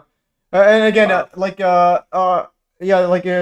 you have a good point about like people that are doing this are like not from America. Except I think Gary and Meth, you guys are both in America, right? Or born there or raised? Oh yeah. That's No, good. I'm America. Yeah, so I was Canada, except I was actually born in Iraq, so I actually took it like extra personally because I'm like, after 9/11 they just bombed Iraq for some reason. They brought democracy. I'm like, all right, what the hell? Right. Yeah. I took it seriously when I realized it could change the world with associating 9/11 with free energy. Yeah, definitely. Like that's like we're in a crisis, like sort of like generation almost, that like if you could get the world to associate the two, like that's really the reason I do it. And like it can be, the technology can be used for good. And just getting people to associate the two is why I do it. And people just don't know the truth. Like what, like it still boggles my mind that like the stuff that people believe, and like no one knows about this. So I try to mention it every time I see anything referencing 9/11. I say, you know, the quick line of like the towers turn to dust in midair via directed energy weapons, research Dr. Judy Wood, or like try to do quick snippets on like videos I see or posts, or like during debates, like I always bring up the seismic evidence first. Like even with that guy Chuck you guys were talking to, like I don't know why you don't go straight to the seismic evidence, and then if they don't believe that, then you know they're dishonest, or if they don't like want to accept that, because that just like it's like that makes the thermite argument obsolete. Just knowing that, like, because the thermite, all the building would crash to the ground, and if they can't realize that the seismic data doesn't line up with what they're saying, then you can kind of know that they're dishonest from the beginning. So I always just go to that right from the get with anyone, because then you can just kind of save your time, and knowing that like they're just being dishonest and like a time waster, you know. Yeah, he doesn't want to go point by point. Yeah, no, he basically he'll say he wants to speak philosophically about this, whatever that means. Yeah, he's a time waster. He's like, anything you want to, like, if you're not gonna even like entertain the evidence I'm presenting to you, and then you want to talk philosophically, like, you know that they're like a troll, like you said. I get why you're upset, but like he's also lying. He's like, I 100% support you. I'm like, you're not 100%. You're coming to a math channel saying 100%. I'm like, your only post about Judy Wood is derogatory. His only post on his Twitter, and he has like 29,000 followers. And he said that he knew about her since 2010, and somehow somehow he thinks he got a heart attack on him because of his anime voiceover. I don't know, but so I actually know his voice. Then I used to watch that show. So Chuck here. Do you think these people are getting paid by someone to do this? Because they can't all just be dumb. Or blackmail. They have to be paid or something. Because like you can't like not know about like the evidence and then still believe what they believe. Yeah. So they have to be like funded by someone. Well, yeah, but gents, you're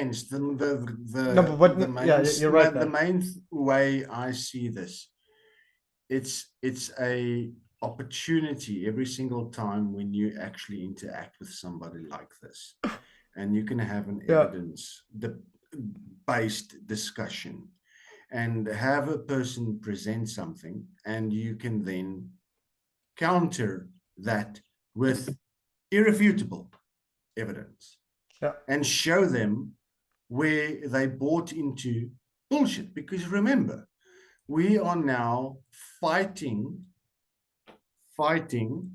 people who've got a specific idea in their mind for the last 24 years, and breaking through those beliefs that are based in opinion or second-hand or third-hand aspects is rather difficult.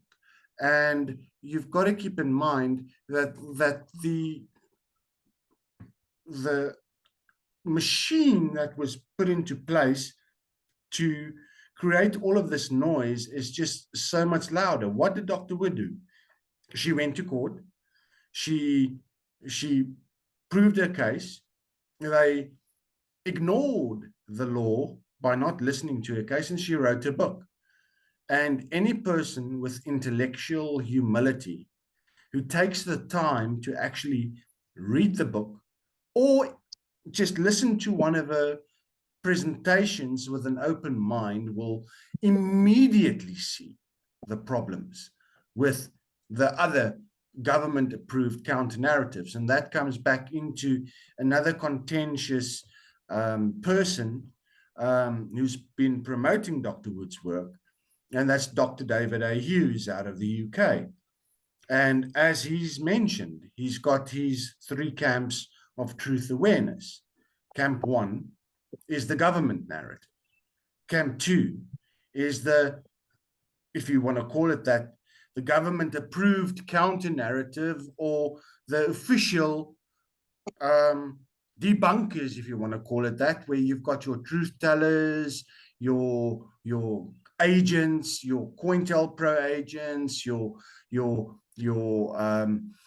alternative news media guys who don't really do any fucking decent research or anything like that. And that's where 90% of the people who usually have an issue with the government narrative, be it whatever subject it could be it vaccines, be it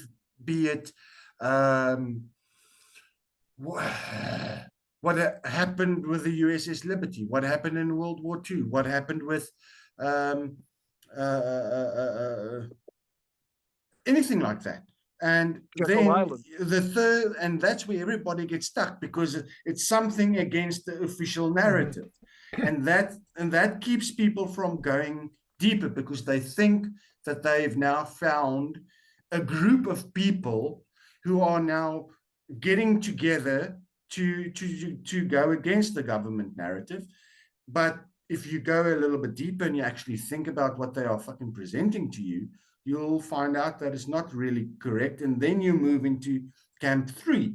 But Camp 3 is where you get vilified, you get censored, you get made fun of, and the algorithms are against you. Just go down my X time feed today, and you'll see I've posted. I wanted to see if this is going to help us get more people to come and challenge us by posting short little snippets of all the or a bunch of the interviews that I did in the last year.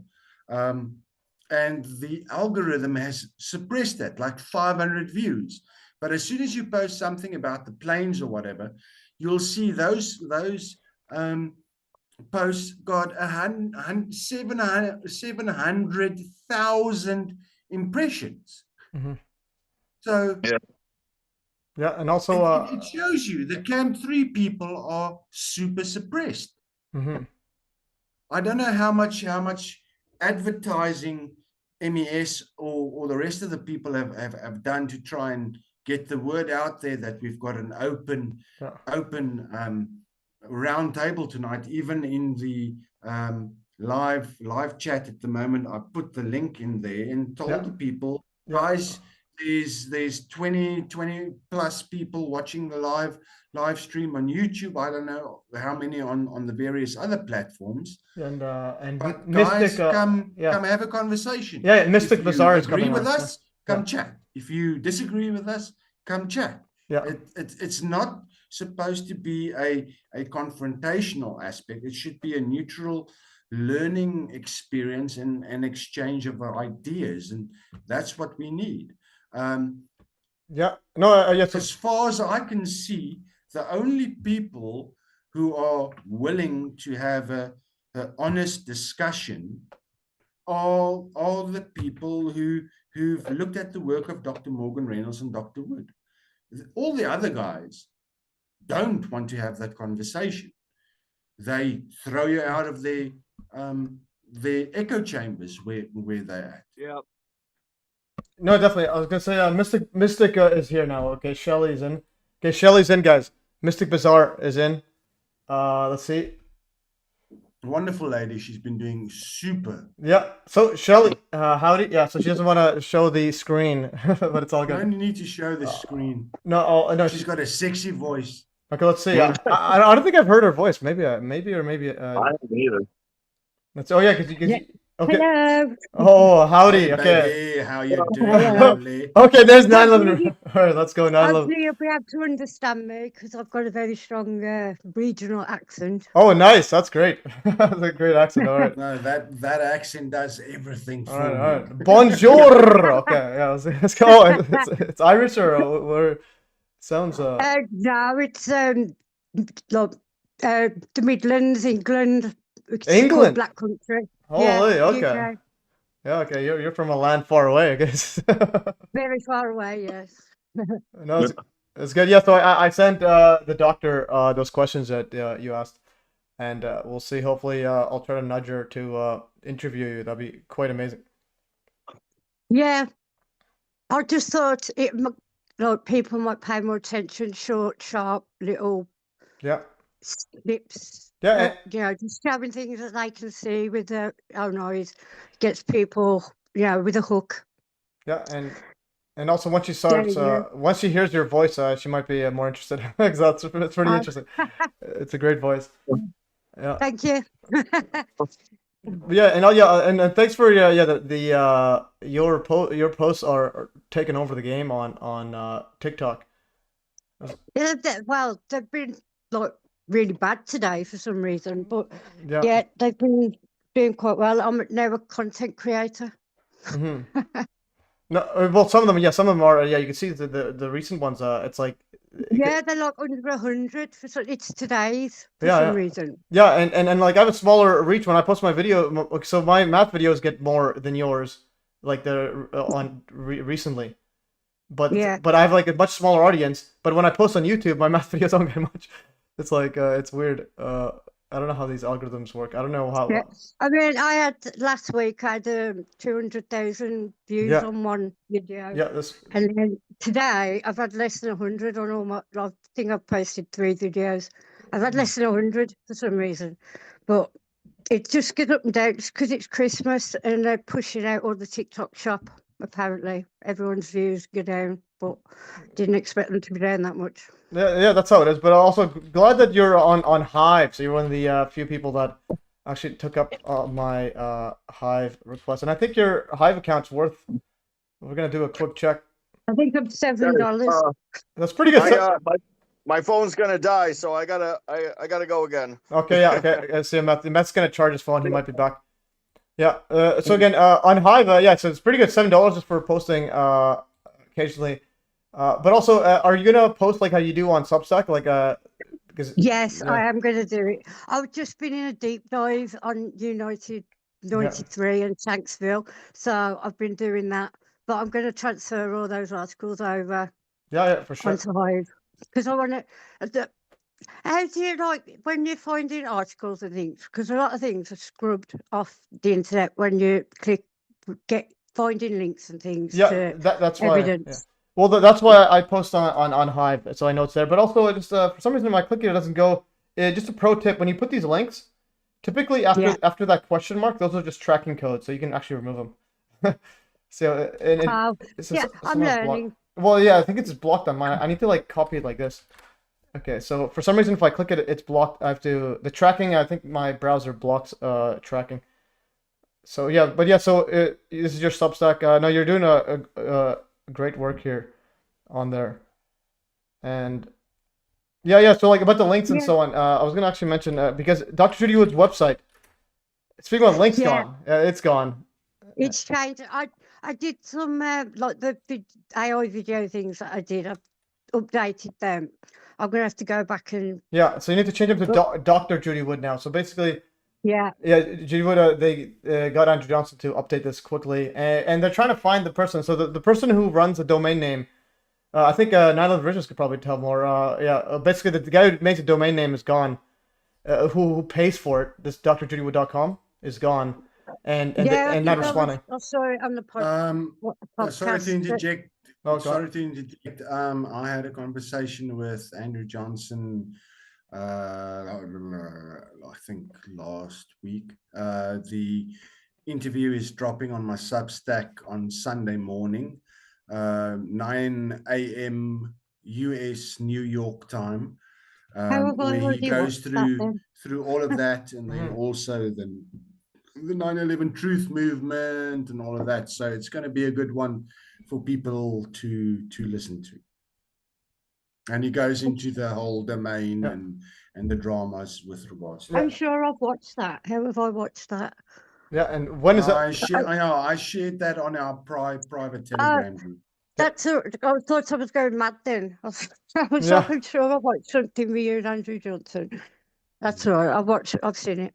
Oh, is this a real photo? Is Russia literally Mr. Burns? That's exactly.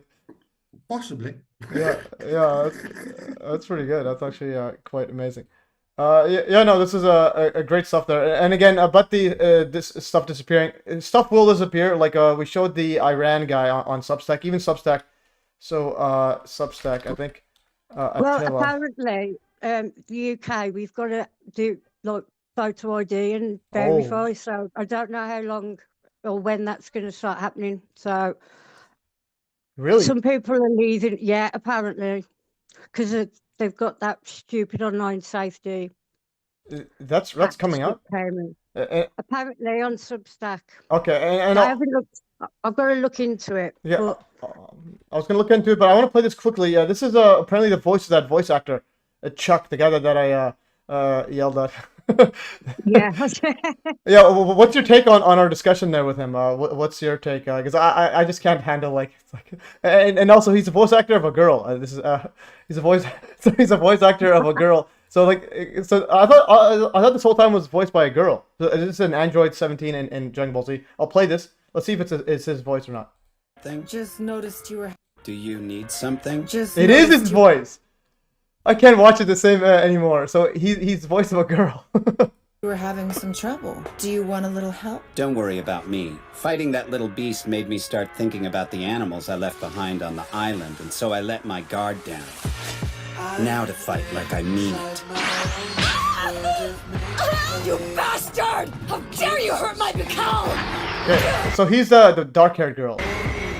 The flyers ruin it for the rest of us, so that's... Yeah, so he's literally unbelievable. Anyways, so he's voice of this Android 17. Unbelievable. Okay, so yeah, and then I was gonna go over the online safety one that you mentioned. Online, I think you said digital ID. Digital ID. Yeah, I think you've got to verify your age and have a digital ID, something because we have to like on Reddit and things. I can't get on Reddit. Oh, really? You need to verify your age. Oh, because someone actually messaged. Yeah, no, you're right. Okay. So I heard it was coming to Substack. Yeah, it'll combat illegal workings. Okay. Yeah, I mean, I haven't had any problems with anything else. Just I didn't know. I'd seen somewhere that it was going to Substack. I had to start like putting your ID and everything in. So, but I need to put my ID into TikTok now because I got the creator. I'm on the creator thing. Okay. I can't get my money if I don't put my ID in. Oh yeah, and you don't want to put your ID, right? Yeah, for many reasons. Like this is ridiculous. But also, I haven't got ID, so that's. Oh really? That's another part. Yeah, that's.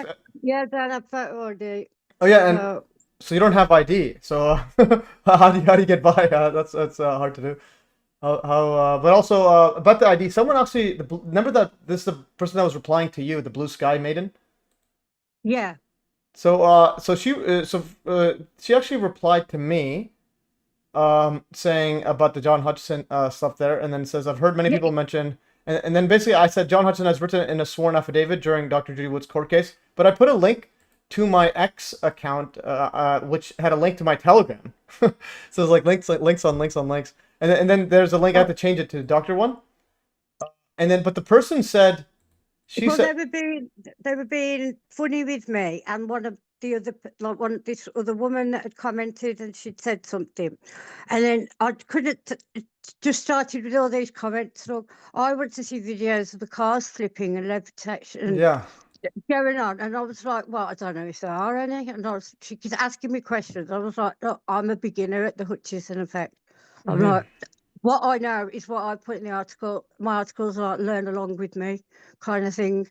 But because I was going into some of those effects, I needed to do a little introduction. And then started saying, I'm not going to follow you anymore if you don't do this. I was like, well, don't, man. Because I don't understand what you, what you're saying. Yeah, no, definitely. But she replied here saying, but that same affidavit, but because related to the digital ID, says here's a link without having to reveal your identity to Telegram. So Telegram requires ID? Like, this is ridiculous. Well, it hasn't asked me for ID. Okay, yet. okay, not yet, but that was interesting. Yeah. So I can see the. Yeah, I think Reddit's the only one that asked me to verify my age. But I've never gone on Reddit before, and for some reason I was going on there a few weeks ago. Can I quickly interject? The problem with Shelley Mystic Bazaar from the UK is they've got a new law that came in, and it completely and utterly buggers up everything, even on Substack. Mark Conlon, 9/11 Planes Research, has sent me screenshots from comments in his articles that he can't read due to the new UK laws. Wow. So that's how bad it is. It's a complete and utter fascist state that they've turned into at the moment. It's insane. Yeah. And if what's happening in the UK starts rolling out to the rest of the world, it's game over, because it's complete and utter madness. More people are being thrown in jail for hurting people's feelings online than people slitting people's throat in the streets of the UK. Yeah, it's I don't know what the hell's going on, but it's all gone mad over here, to be honest. I mean, they've knocked benefits, they've been raising taxes, they're doing all these things because they said that we've got a big deficit of some billions of pounds. But we found out that that was a lie, and we're actually not in any debt or something. So yet they've still cut benefits, they've cut services, they've raised taxes, they're raising business taxes. And Keir Starmer, just everyone hates him. And millions of people signed petitions for no digital ID. Get rid of Keir Starmer. And they're supposed to take it to the House of Lords if you get over 100,000 signatures. And this one petition got like 5-6 million signatures. And they just were like, no, we're not going to hear it. Forget it. No. Okay, so, going on. Yeah, it is ridiculous. But also, I want to say that Chris Shack is in the chat if he wants to chime in. But we have another person in the chat. Yeah, so basically digital ID, and if you don't have one, are you gonna get one or no, Sean? Well, I think with these digital IDs, they might be. I don't know when they're coming in, but I think it'd be like I wouldn't. I'm on benefits, so I wouldn't. I wouldn't be able to get. I'd have no money. I wouldn't be able to get anything. We're kind of.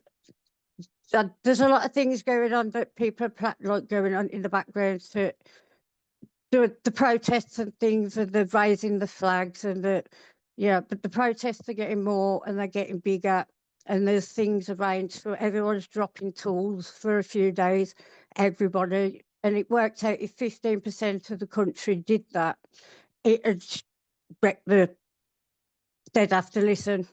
Yeah.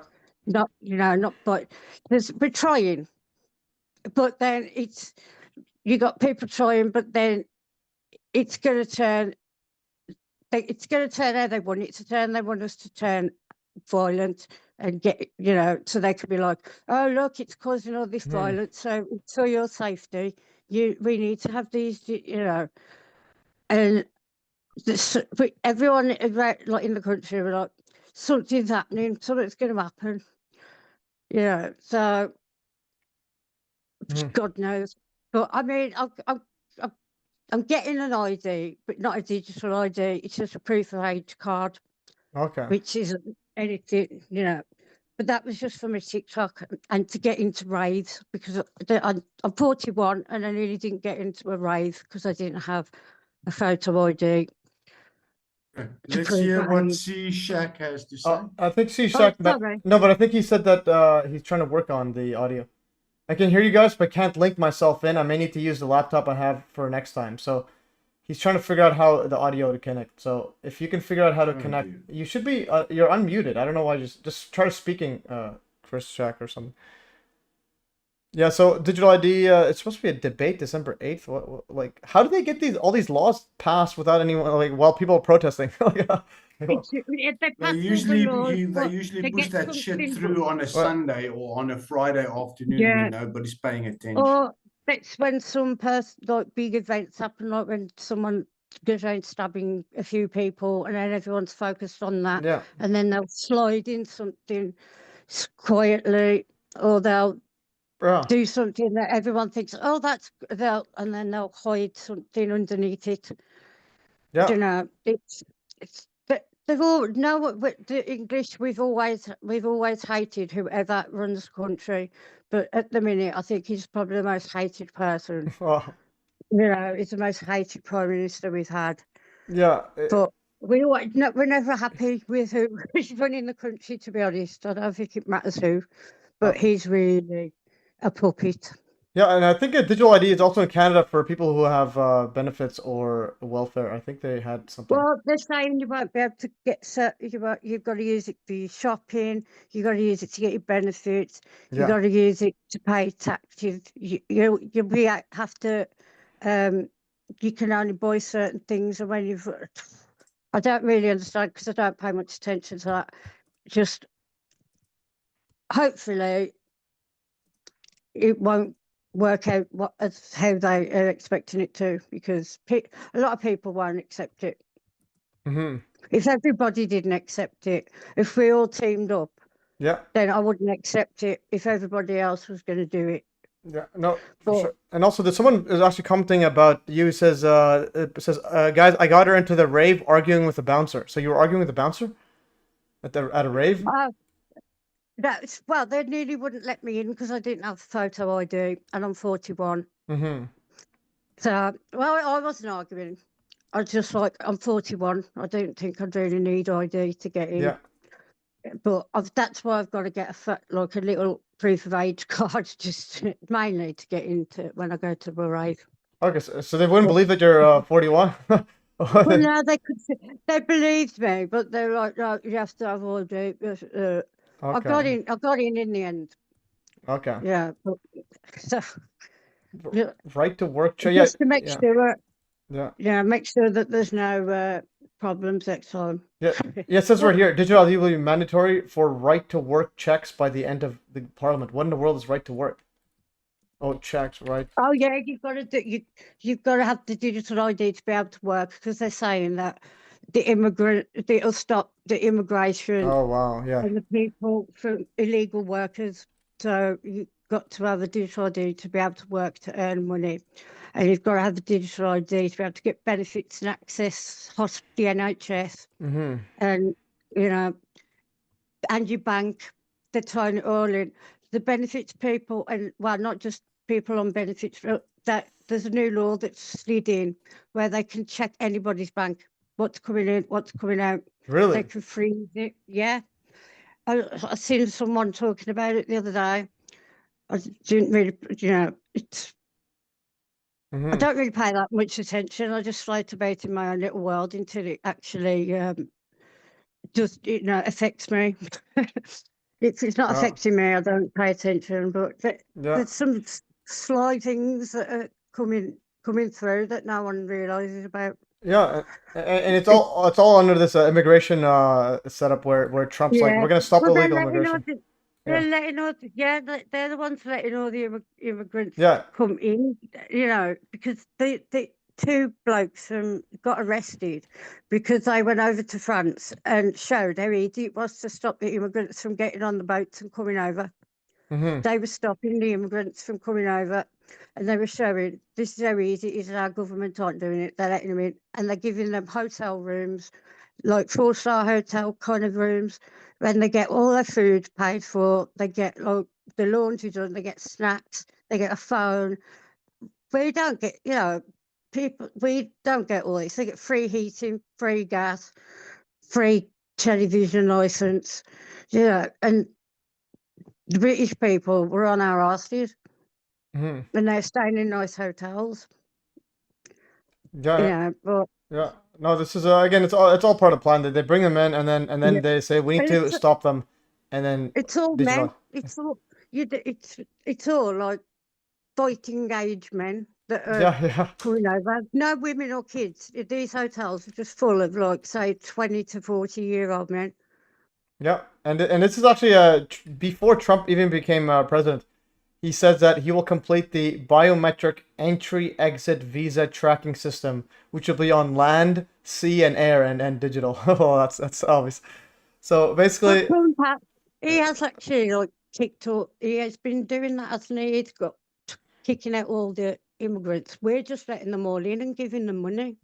he's kicking up, but he's also going to implement the digital ID as well. So it's like, but I also think that it's on purpose to destroy like every country. US last, I've heard Australia are doing it, bringing in the digital ID as well. It's the last thing to get us all, to track us all even more.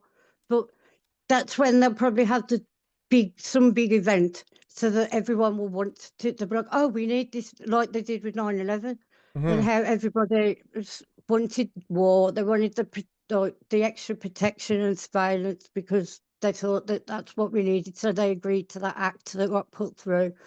I can see something coming up, like an event, maybe another blue beam, so that everybody will accept their things without protest. Because I think people are all starting to stand up. There's riots going on all over Europe, in every country, like over there. Yeah. I don't know what. But one of them was David Icke's running them, so I don't know how far that's gonna go. David Icke is interesting fellow. He confuses me sometimes because like I thought years ago, he was like trying to tell people because the stuff that he said has come true. He was saying about digital ID 20 years ago, and then recently I thought, oh no, he's changed sides, but then now he's reappeared again. It's like he's been protesting about the digital IDs, and it's like, what side is he on now? Yeah, it is. But again, digital ID is peanuts compared to like 9/11 free energy tech. Like it's like if they mandate digital IDs, well, give me free energy, I'll get a digital ID. But no free energy, don't bother me. But so that's I think. But he's also there to steer it, so he's not gonna. It's like one thing I just had a thought is they get these people to lead it so that they kind of pigeonhole into that one idea. So it's like they're against digital IDs. Okay, what about printing money? What about taxes? Okay, what about everything else? We could all be focused on digital ID while they're slipping all these other bills and laws that we're not paying attention to. And speaking of that, I think the Federal Reserve in the U.S. was passed like on Christmas or something like that. Anyone can confirm that?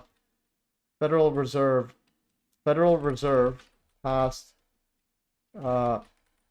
on Christmas Day, I think, in like just 1933 or something. Passed on Christmas, something like that. When was it? Yeah, December 23rd. So like the biggest one ever. Biggest money printing law, Federal Reserve Act, was passed on December 23rd, 1913. When everybody's like Christmas holidays. Oh, that was because the people on there was some men on the Titanic that were against the Federal Reserve, and then they got killed on the Titanic. And the one that should have been, I can't remember his name, it should have been on the Titanic but didn't go on the Titanic, and then he was the one that started the Federal Reserve. I think that's right. That's quite wild. I heard about that as well. Federal, where's the something like that. Yeah. Wikipedia is just absolute trash. They don't just show anything. But it's good. And anybody else wants to chime in and let me know what their I'll shut up now. No, it's all good. It's all good. Just because the other guys haven't been saying, and then also Chris was trying to join, but he couldn't join. But it's great talking to you, Shelley. Absolutely amazing. And also, let me know if you need any help with the Hive blockchain. And also, I think now the Revisionist needs to be on the Hive blockchain. Are you able to figure that out now or no? 9/11. You have a computer. He'll be a millionaire you in a minute. you need to do another tutorial with me. I'm scared of all this IT You know, when stuff, dude. I had to get ChatGPT to tell me how to use Hive like I'm a 10-year-old. Yeah. And it explained to me, and I was like, I get it. It told me how to do it, explained to me. I can't remember how it did it, but it involves sweets for some reason. Sweets. It explained it to me like I was a 5-year-old. That's how I asked it to tell me how to use Hive and what it was. And then it made sense. Yeah. But it is just like using Substack, and in Leo, it's just like using Substack. Yeah, just it's because again the stuff's important because stuff will disappear. Like don't think just because a Substack is like I better move all mine over if they're gonna start making us. Yeah, well, because ages. That's another part. It's gonna be all part of the digital ID, and I think Norman had issues with X, and even Substack. Like, they don't get payments to South Africa, so I have to route it through me. So I have to route it to Canada. And also they also do geo censoring, so they censor people from Iran. So this is Attila's. He got his Substacks removed for spam and phishing because he's from Iran. And he even predicted that he was this was gonna happen to him. He says that because Substack's not censored, it's not blocked in Iran, that means they had a backdoor deal. And apparently they had an issue with Telegram as well. Yeah, so again, stuff disappears. And think about how old is Substack, and then how old is YouTube. So think about Substack. Wiki. Substack's not very well known in the UK. Yeah, but it's relatively new. Like it's 20. This was 8 years ago. 2017 is when it's launched, and it's finally getting big now. Yeah, but I mean, I've noticed a lot of UK people that have never heard of it. Yeah, and if you check the search rankings, it's getting so Substack only gets 129 million visits, which is a lot, but only 129 million. If imagine it gets to YouTube, and this is why, Norman, where you get banned on YouTube so many times. YouTube's audience is 29 billion monthly visitors. So it's like 100 times bigger than Substack. So by the time if Substack gets that big, they'll do mandatory censoring, like not just whatever they want. And then, I've heard that might be coming in soon on Substack, that they're going to be like censoring it more. Yeah, they're gonna have to, especially with digital ID. Now everyone's doing stuff, but also archive.org. Like, you ever use it for archiving stuff? They're also sued, and they're also like censor as well. So archive.org sued. I think they were sued for like millions of dollars. So this was a recent one too. So take the action, defend the archive, and they don't archive they don't archive tweets. So what I'm trying to say is like it's gonna become more and more like quicksand. Yeah, so basically a coalition of major record labels filed a $700 million lawsuit against archive.org. Yeah, and if you try to archive, let's say this archive right here, I'm gonna try to archive it with web.archive. I'm gonna try to archive my tweet. Let's see if it will work. They used to be able to. Yeah, because there are articles that. Because I was trying to find an article about what the coroner said from Shanksville. Yeah. And it took a while, but I found the article. About 10 other links, they were all took you to a page. This page doesn't exist anymore. So there's only one article floating about on the internet now.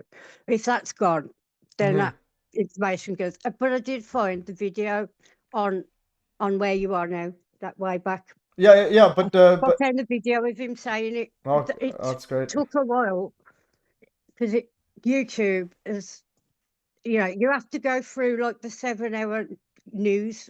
Coverage to get to get the witness statements and things. Now, because they scrub them, they've all disappeared. But I managed to get quite a few. No, yeah, that's great. And again, you got to be proactive. Like, just think 1,000 years, meaning like imagine you get reincarnated in 1,000 years, and you need to revisit all this info that you made. So kind of think of it like you're sending your own message to yourself in the future. Well, I'm going to start putting all the videos and Three Speak, yeah, and other on Three Speak. Yeah, I post them everywhere, but also like the article format, if you can figure that out. Because remember how I said you could embed the Three Speak video and then make an article. Yeah, that's what the trouble I was having with Peaks, because I couldn't like upload my videos, but now I know how to do it through Three Speak. That's easier. Yeah, because it was annoying, because it was. I was like, why can't I put my video in? And then, but then I know how to do it now. I've got to do it through Three Speak. Yeah, and what you also can do is like, so I would post a video on Three Speak, right? And then I would edit all this in Peaked. See how this? See the video? So I have the video there, embed. I have this. This is all added after the fact. But if you go to actual Three Speak, it's the same link. It's actually doesn't have all the. It doesn't have all. We are filming, or it's auto here with. But yeah, sometimes I put photos and so on. But yeah, you could work around, because think of it this way: Peaked, Three Speak, they're all using Hive. So it's not like Substack, which owns the videoing, the video platform, the article, and so on. But anyways, that's we can discuss that for another day. But definitely, Norman needs to get on this. Norman, let me know when you're free. Norman, he'll be a millionaire with all his articles within a week. Yeah. You'd make a lot of money, because so she's at 7. But I think you'll be fine. I haven't been. Yeah, I've not been posting as much, because you have to engage more, don't you, to get more. To get more people seeing you and things, and because I was spending so much time on Substack and that, I wasn't. Yeah, no, you could engage, but it's just if the post is as well, because you're usually just posting like links to your Substack, right? So people if they see, let's say. But it's only the last year that I did that. My whole aspect at the moment is I want to enter into conversations with people who think they know, but they don't know, and take it from there. I think that is the better approach to take. I think people are lazy. They don't want to, they don't want to read articles. They don't want to watch videos that are longer than 2 minutes. And the best way to slowly but surely wake people up is to have these conversations. And what is so great about where we are now is I can speak to a gentleman in Canada. I can speak to a gentleman in the US, and I'm speaking to a lady in the UK. How the hell? That's bloody lekker. Because if I send you a link to a article or a video, what's the chances that you are actually going to look at it? And I'll challenge you and say, let's have a conversation and see where it goes. And I think that's the best way. And if you have these conversations and you upload it somewhere, and some of the people that actually follow you listen to it, and you can put a short little clip with a link to the full discussion, maybe that's what we need to do. Everybody says, the internet has brought us closer together, but actually not. Everybody is interested in entertainment or shock value or the newest TikTok trend or who knows what the hell ever. So we need to I've been figure getting out. good engagement, and I've got ideas when I go on camera, like in the new year. I've got ideas for short hook with a good hook, short videos that show things. Yeah, very easy. You just sit there. You just sit there in your bikini and you talk about 9/11. You'll have a shitload, and you'll have a shitload of people listening to it. Just open up an OnlyFans and talk about 9/11. Wait. You don't need to go that. We're not going that. No, that wouldn't be. No, people would switch off. But OnlyFans. Norman's going on OnlyFans to promote 9/11. Dude, if I was a woman, your life is so much easier than a woman. You just put on some makeup and you sit in a bikini, and fucking the whole world looks at you. So well, no, if I got in a bikini, very normal roles for me. So I think next roundtable will all be in bikinis. No, I think I'm gonna open up OnlyFans and just show pictures of my feet. Apparently, that's the thing as well. Okay, so I'll sell my socks on Amazon. I'll be wearing the Borat warm bikini. Socks. So this will be us next week. I'll be wearing the Borat. Yeah, Borat. I'll be wearing this one right here, the full on. Oh, my goodness. All right, yeah. Oh, I think my friend's been trying to come and join us Yeah, they could join. on the live. And I think Rotary Matrix is asking a question. I have a question. 9/11. Are there any factual cases of widows on 9/11? There was. There was. What is the guy's name? The person that doesn't believe that his wife was the one that said. Let me just get his name real quick. Patrick Welsh. Okay. His wife was Deborah Welsh. She was the purser of Flight 93 on Flight 93 for Shanksville. We can actually play it. Let me Yeah, I have it right here. I have it right here. Yeah. Okay, No, I guess I forgot the name. I read it, but I didn't know how to search up. Okay, so. Hi, my name's Patrick. So here's Patrick Welsh. He's actually a truther. Doesn't believe the official narrative of his own wife that apparently did like a heroic rescue.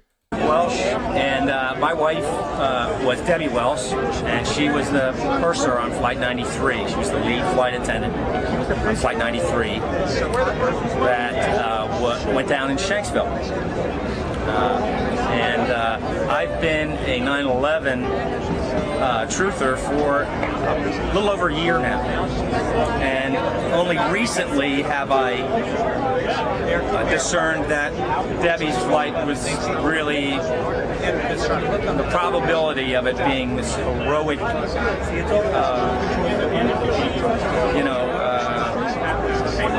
overpowering of these horrible men was actually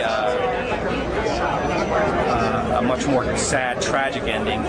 Hi, my name's Pat. Yeah, no. Also, there's other ones as well. The person the frame it the husband that didn't believe that his wife was phone call. Wife phone. Yeah. And another one that's let's see. I think this was what was the which one was this one? What was her name? Was it CC Lyles? Yeah, Lyles. Frame. Okay, yeah, CC. Yeah. CC Lyles. It's a frame at the end. Yeah, it's a frame. Yeah. Yeah, no, but the husband there. I want to go Lyles. They spell CC. Yeah. Have you had someone called LW trying to come up on the chat? Yeah, there's Lydia. No, not LW. No, let them in. Let them in. That's my kind of niece. Okay, Lydia. Okay, My so 19. Yeah, she's 19. Okay. Only, gave her a sort of a 19, presentation. Okay. 19, Yeah, so I gave she's her a only pre- allowed to come on if she's in camera and in her. no, 19. We don't get. Anyway, so because I didn't admit there because It's legal age. 19 is legal age, man. no, because Yeah, just be nice to her because she doesn't know much about 9/11, and I gave her sort of a little talk and presentation because she didn't expect a presentation, but I was going through Dr. Wood's book with her, and she's actually finding it quite interesting. So I think it's the young ones, people like her. Ah, that so she wasn't don't even know. born yet. Look, Yeah. Lydia, say hello. Unmute yourself, Yeah. please. yeah. So I had her on. Oh, hi, Lydia. All right, your audio. Okay. Shay Gil, and there's another person, Shay Gilchrist Alexander, the NBA superstar, is wanting to join. But anyways, there's another person on the waiting room. But yeah, anyway, I think it's a spammer. So Lydia, hi, how are you? I'm good, thank you. Are you? Okay, Epic. So we have two people with amazing accents. no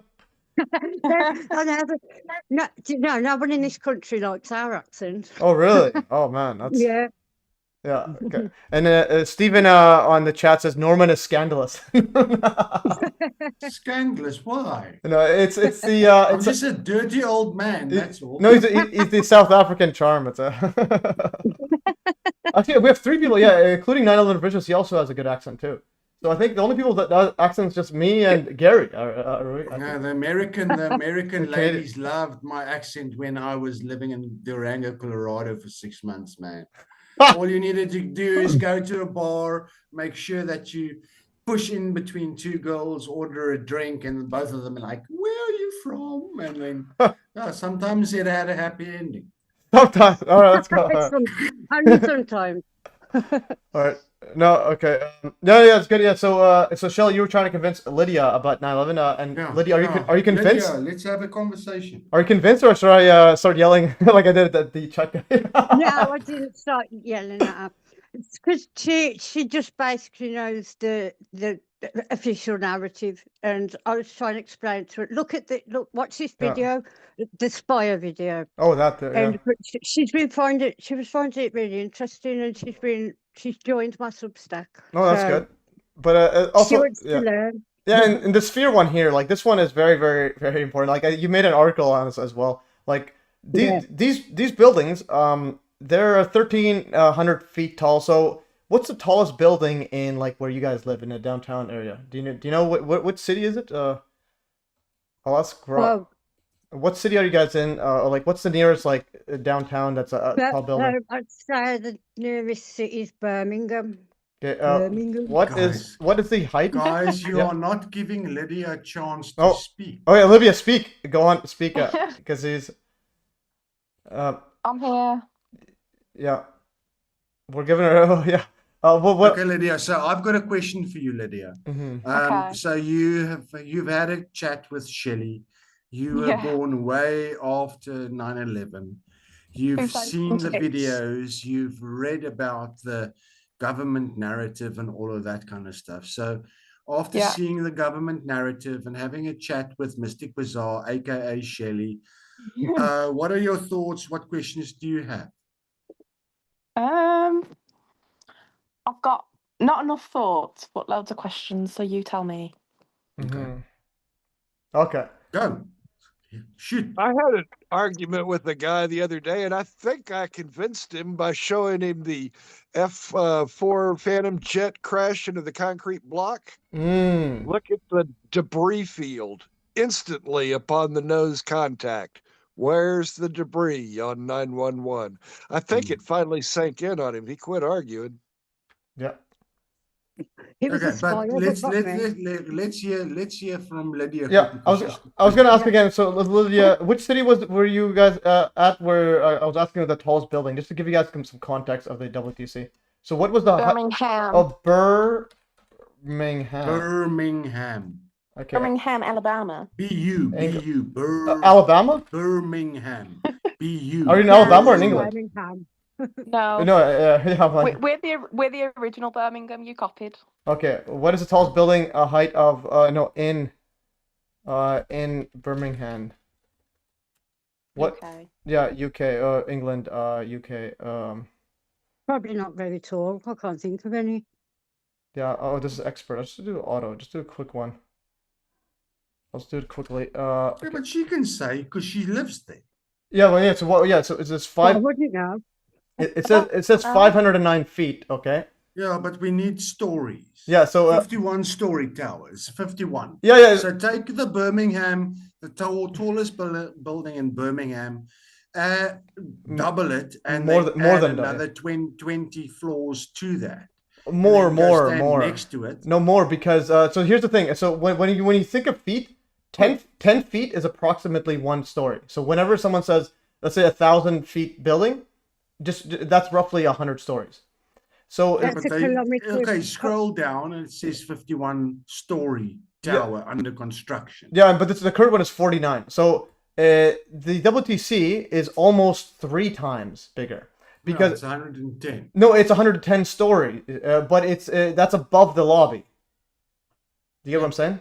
That's 110 stories above the lobby. So you have 80 feet. That's 8 floors of. Okay, but in any case, for me in South Africa, the tallest building that I've got in Cape Town, where I'm at, is around about 30 stories. Yeah. Okay. So if you take that, you double it, you add another half of 50%. That building that you're standing next to, and you realize that building's footprint is around about 4 blocks that you usually have, and you look up to that thing and you realize that somebody was on the 22nd floor in the middle of that building in a stairwell, and he heard the building rumbling, shaking, and heard a sound that sounded like a freight train coming at him.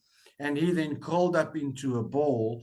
And the next moment, he felt himself falling through air and ended up landing.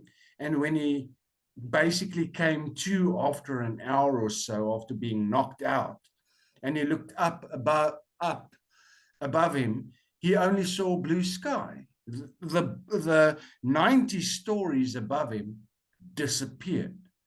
That is enough to put you into a PTSD thing that took him a couple of years to recover of, because all the people who were in his office who were coming down the stairwell with him ended up running into the 22nd floor when he decided to jump down to the next ledge in the stairwell.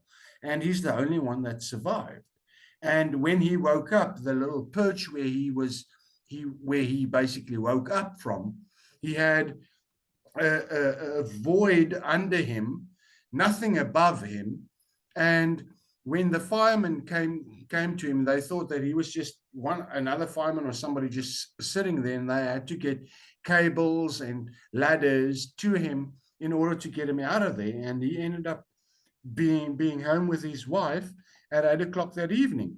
His name is Pascal Buscelli, the 9/11 surfer. You can Google 9/11 surfer or 9/11 miracle man, find a in-depth interview with him from 2024 with him and his wife, and the stuff that he went through. They even found the briefcase that he had with him that he opened up for the first time in 20 years, because that's how traumatized he was.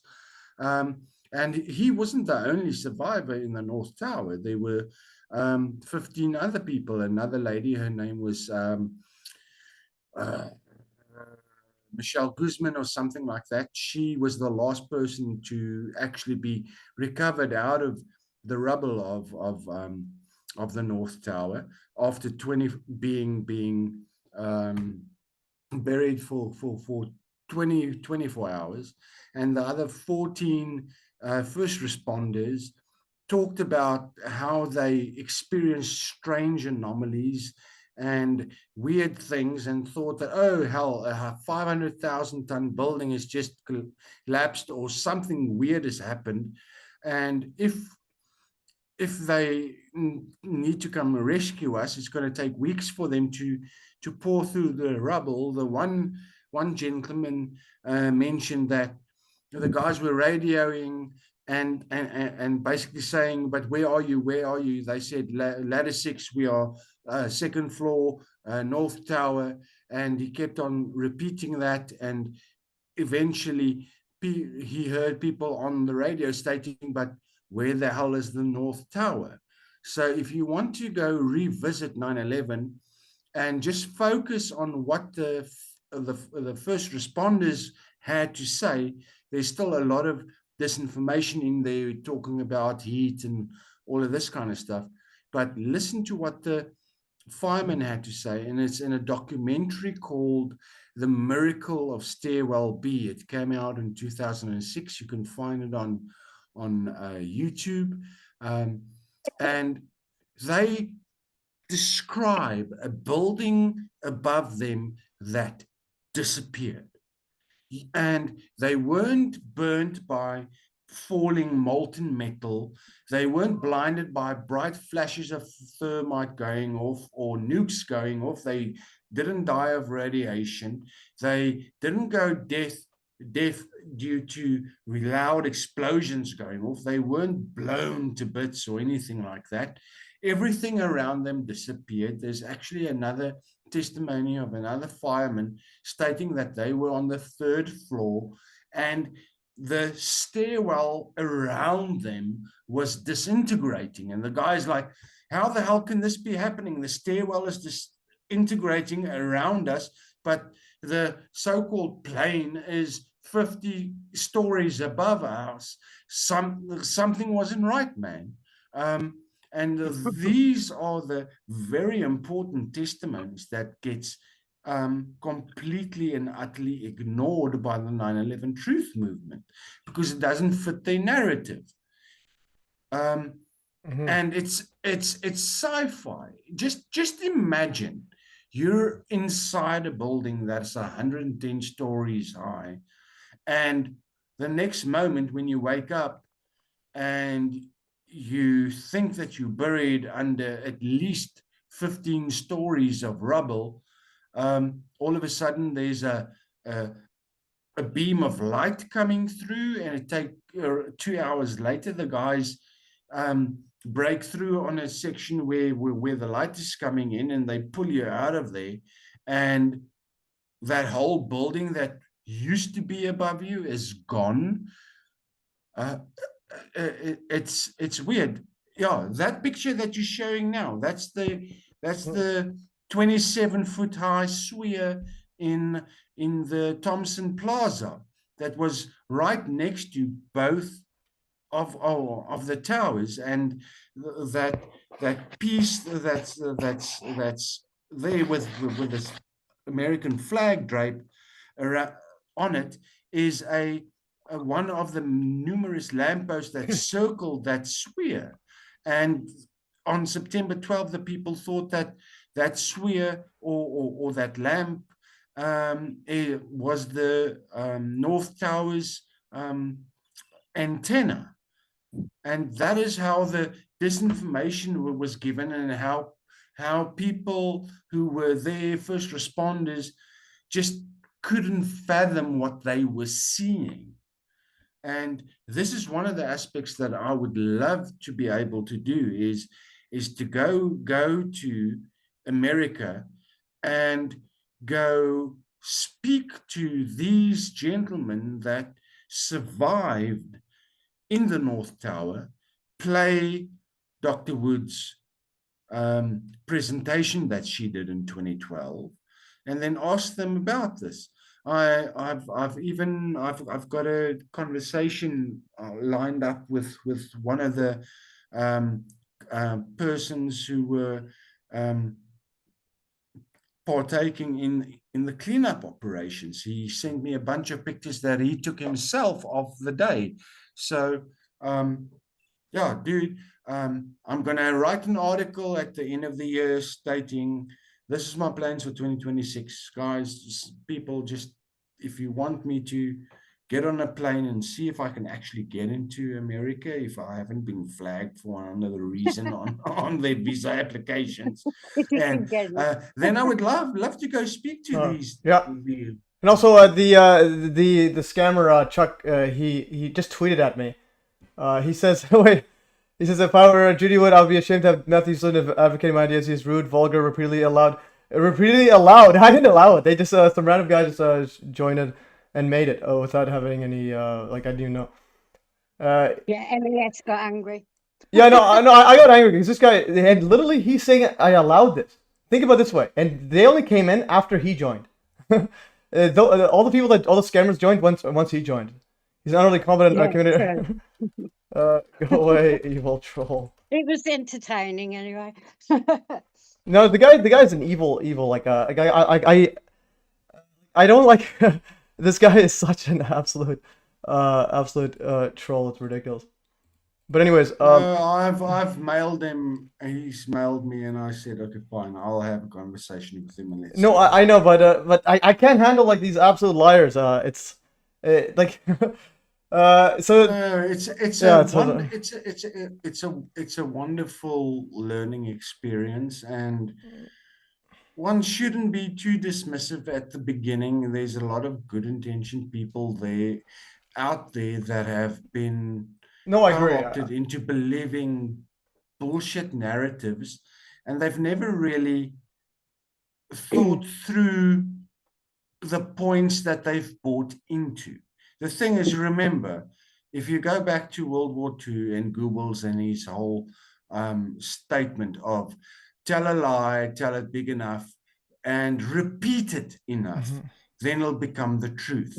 And that is what the 9/11 Truth Movement was all about. And the 9/11 Truth Movement was co-opted by A&E 9/11, the way that I call them is architects and engineers for an engineered truth, because that's exactly what they did. They taught people not to count past 3 because they only focus on the twins and building 7. The problem is, as soon as you look at building 3, 4, 5, 6, the Bankers Trust, and the Greek Orthodox Church, the narratives of jet fuel bombs, nukes, thermite falls to the wayside because the anomalies with those buildings cannot be explained by those narratives whatsoever. I think Lydia has a question when you're done. Yeah. Okay, yeah. Go ahead, Lydia, sorry. Sorry. Kind of forgot about you. So, I've only ever known what I've only ever believed what I've been told. So, what's your opinion on the planes and the terrorists? Do you believe the terrorists wasn't there? And what My are your dear, thoughts on what everyone was saying on the phone calls? Lydia, are you on X at all? Yeah. Okay, so first thing that you need to do is follow me on X. I actually posted a conversation and a C-SPAN presentation or whatever done in 2006 by Alex Jones and a bunch of people, where the case was made and proven with regards to the whole hijacker narrative and the so-called hijackers being complete and utter bunk. So the whole hijacked plane narrative is bullshit. Plain and simple. Yeah, there's no way a plane goes through the building without even its paint. But not even that. Not even that. No, but just ask her, what's your opinion, Lydia, on this? The top part is the alleged Flight 175. Look at it, also looks like a black silhouette. And then the right is a bunker buster missile going through concrete, reinforced concrete, which is weaker actually than the steel reinforced. Yeah, basically, literally steel skyscraper. And then the left is a jet test on this concrete building. And this one here is just a real plane, and then hitting these wooden poles. And then, what do you notice different? And what's your opinion on this? Here's slow motion, and I'll actually pause right now. Here's a pause. Where's this alleged plane? And look at this one here. You can watch it as many times as you want. It goes in, and notice a delayed explosion. Oh yeah. So, have you ever seen a delayed explosion? If you throw something, let's say if you throw a can. A pop can full of just water or anything, what's going to happen to the fridge? And it's aluminum. And planes are super, super fragile. They're just giant aluminum cans. They're super thin and super lightweight. It's literally just sucks it in. I'm just getting used to the no planes thing myself. I've always been planes, but now it seems obvious when you have looked into it. What do you think the plane was? Do you think the slow motion, repeated by seeing the others right by it. That's how I got that guy the other night. He quit arguing. Yeah, and this one here's a bunker buster because to penetrate this kind of material, what they actually have is it's like hardened stuff, but then once it hits, they also have like an extra push to go through because you can't just use a random aluminum plane to go through these stuff. And I do just to illustrate again what the actual thing was. I think it was an image projection. The videos are real, so I'm saying these videos are all real. This is not fake videos. That's the thing. What people have to wrap their heads around. There was something there basically, and yeah. Well, it could be some kind of. Well, my next article is going to be on this actually. Some form of you'd probably understand it more like a hologram projection of a plane. Not an actual plane. You can see it, you can film it. It was there in the sky, but it wasn't an actual, it was a projected image. But another thing, what about all those people that was actually on board? Do you know, that is the most DNA common question. recovered. At World Trade Center, no plane passenger DNA. I think there was people claimed. I think there weren't the claims. I thought they they found all the DNA. I get confused because that's the most common question I get on my TikTok. What happened to the passengers then? And I'm like, I don't know. Even like doing my deep diving into all the things, like the planes are still airborne. Like United 93. You could have landed in Cleveland. It could have landed at Reagan. It could have been in Camp David. The United 77, that was still airborne after the crash. And then it's like, you can't, basically, I don't think anyone knows. No, definitely, but also what again? Instead of saying belief, what do you believe on this and that? It's like, what can you prove? So right now, that video, the comparison one, that's proof that whatever hit it was not one of these big Boeings. And also, you can see that they're super fragile. And then I'll go explain about the passengers. So this is a regular like slow motion crash. It just gets devoured there. And then there was another one, the fin. I think it was the fin plane. I think one of them where they cut off the top there. Plane. What is that? Wing. Wing. Okay. We'll get to that in another time. But this is the one. And now going back about the passengers. So I have a giant database right here. It's basically every. I have a database for every alleged passenger and every alleged hijacker, and some of the hijackers were actually reported as still being alive, like by the actual news. By the BBC, yeah. Yeah, so you had passengers saying they're alive. There's also many reports of like planes were switched, and then some of the people in the calls that they were saying they were giving different flight numbers, and almost and every single one of the alleged planes was still airborne by the actual government narrative, and at the same time there was also like dozens of military exercises happening on 9/11, weeks before, months before, and even after. So it's like what I think happened was it was a military exercise, and then they would gone rogue. So like people, I think some of the passengers were actually killed, but they thought they were either going in a military exercise, and then it turned real. And I think that's the modus operandi. And then you can see a lot of there's a lot of anomalies with a lot of these setups here. Some of them they would end up calling for like after the call didn't end even after the crash.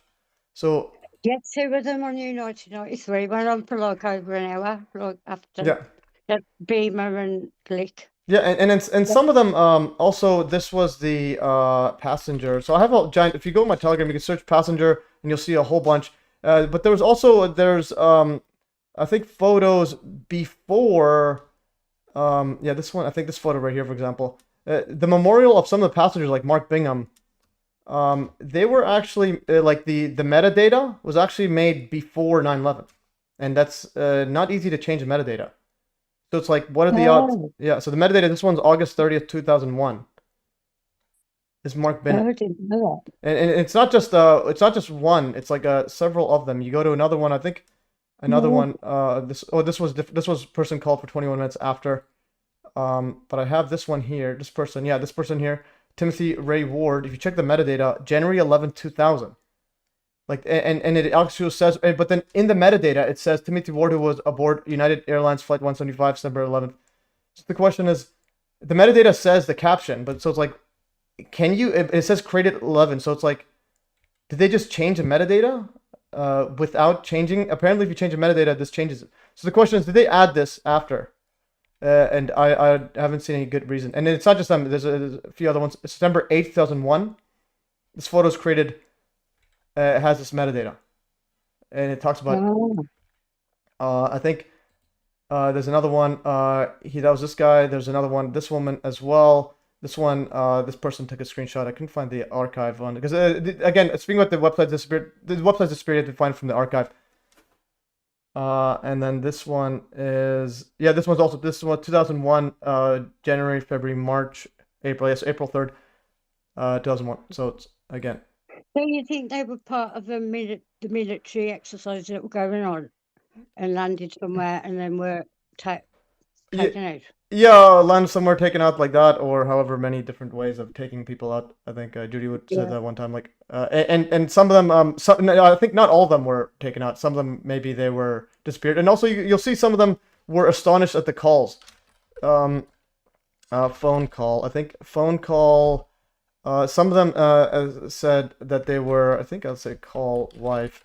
So they were astonished that they were able to call from a cell phone, for example. He's in this one here. Ted Olson was flight 93 Shanksville. They changed all the, because I found the documents that the original, the FBI document that had, there was more cell phone calls from United 93. And United 93 at the minute, because I've been on that for weeks. But I found the document where it's listed they're all cell phone calls, but then they changed it because of people were starting to question how could they do cell phone calls. So then it was turned out that they only said 2 people rang from a cell phone, and that was like CC laws. And but it never says on the like official interviews and things on the actual MPS website that logs all the passengers and the calls. It doesn't say anything about her actually ringing her husband and speaking to him. It just says that she did that voicemail message. It was the last message that she did. So on the official website, it doesn't mention like she actually got through to her husband. Yeah. Which was which one? What name was that again? CC Lyles. Oh, CC Lyles. Yeah. Lyles. Yeah. So that was the cell phone one, and so again, her husband. It's a frame. Yeah. Yeah. It sounds like it's a frame. Some other people say something might be different. It's very. Yeah, I think it says it's a frame, but it's just such a weird one. But her husband also said that he was in shock that she was able to call from a cell phone. And here's another thing about the cell phone. If you look at mainstream science, like current news, so cell phone calls, they literally say it's impossible. This was I'll show you this one here. Where was the cell phone? Well, all the cell phone records were. For each passenger were got by the FBI, but they're all still classified, apart from Todd Beamer's, which has somehow managed to come out because the phone calls were going on all day from his mobile. But all the rest of the passengers, they're still declassified, all their mobile records. Wait, it's declassified or classified? It's all declassified. The mobile records. They're all it's all declassified. Okay, that's good. Yeah. Yeah, and yeah, go on. Apart from Todd Beamer, he's the only one that the mobile records came out for. Yeah. I want to quickly just show this Veritasium one. So this was a mainstream one talking about cell phone calls are impossible. I don't know why I can't find the actual one there. Yeah, so Veritasium, did I spell it wrong? Call. Yeah, this one right here.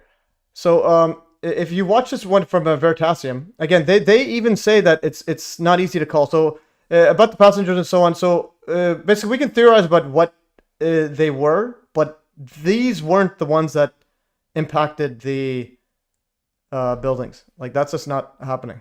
So this question again for I think for Lydia. So what do you? So what's your opinion on what actually happened based on what info we've given you or what you've read up? Does the mainstream narrative sound believable, where they're also going infinitely fast? I don't know. I've not even made up my mind yet. Yeah, and so which is the basically the point that you're unsure about, or that you just can't make the leap? Well, to be honest, everything, because Shell's only told me about this like what a month ago. Shell. Yeah, it was about a month ago. It was the first time. Yeah, for sure. Okay, sorry, girls. I'm going to interject here. And my go-to for anybody who is interested in wrapping their mind around what happened at all 3 sites, the World Trade Center, Shanksville, and the Pentagon, is go watch your 9/11 crash course, 9/11 alchemy, Oh, yeah, Facing I'll send you the reality. link, Liz. Okay. It's the best It's documentary. you are going to save yourself so much time. That's Yeah. the one thing you've got to watch with regards to all three sites. And then also Dr. Wood's 2012 presentation at the 2012 Breakthrough Energy Conference in the Netherlands. Those two. And if you have intellectual humility, open-minded, and you watch those two, it's going to take 5.5 hours of your time. And then you'll pretty much be on that. There is another series that's very, very good. It's the 9/11 Observable Evidence series. There's basically 3 installments of it. There's a 1 hour 9/11 The Essential Guide. Then there's 9/11 Liars. And the following one is broken up into 4 parts as well. So it's around about 10 hours in length. But step 1, Dr. Wood's 2012 Breakthrough Energy Conference. Number 2 is the 9/11 Alchemy Facing Reality. And that's one documentary out of 3 that's very well researched. But those 2, the Breakthrough Energy Conference presentation, and then the documentary 9/11 Alchemy Facing Reality. That's a must do if you want to dip your toe into 9/11. I'll have to watch. Yeah, I'll send you the link because it'll make more sense than me trying to tell you because I get overexcited. Yeah, I'll put the links in the YouTube chat for now. Shelley, you can email it or WhatsApp it or however you guys communicate or whatever. Yeah, definitely watch this irrefutable one right here. So getting message Judy Wood. She also said in 2003 and 2004, Congress passed some bill that would allow development of technology that would allow cell phone calls from a plane. Okay, so apparently, yeah, and I think I tweeted this. I just Googled it. But here is the video. If you want to watch this one here, made by an engineer that doesn't want to be named, apparently. So this one here, put in the chat there, and also I think Shelly, you probably have access to this, right? You can go to my 911 playlist. Yeah, I have a playlist right here on the Hive blockchain, and links to this and links to basically everything are there. And I'll get the links. Yeah. Thank you. So I want to find what this bill was. This was apparently in 2004, Congress passed a bill that directed the Federal Aviation Administration, FAA, to explore the use of mobile phones on airplanes, leading to the eventual development of technology for in-flight cell phone calls. So 2004, they need to research on in-flight calls. What? Isn't 9/11 is 3 years before, and they're doing.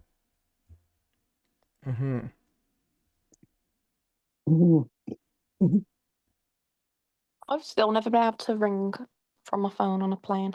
Well, seeing that Dr. Wood is listening in, Dr. Wood, go read my article pertaining to your interview with Dr. Mike Yeadon on my Substack and go through the comment sections. There are a couple of people who think that you should have had more talk time than Dr. Yeadon has because you're the specialist on 9/11. She's the star. So please go check the. I actually got an email from our favorite Jackson Rip Holmes. He says total that Judy would talk less than 5 minutes and an hour and 45 minutes.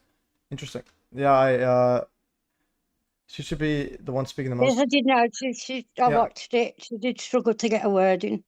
Okay. Yeah, but I also told Dr. Wood in 2023 that the time is now to be doing the podcast. I do think so. I think podcast scene because there's more than enough podcasters that she's gone viral on my channel. To have a conversation with her. All Dr. Wood needs to do is just go see who the people are who interviewed me the last 2 years, because they all want her on. Because there are more people in her camp than she realizes, and unfortunately, the people that she's decided to have conversations with just didn't do her justice. The last people who interviewed her in 2023, the guy who told me that I'm a troll, the people in the comment section says those two people were a bunch of idiots who had her on because the girl was giggling like a little schoolgirl that just didn't have them be focused on it. And then you had the PBD podcast that was a complete and utter ambush podcast.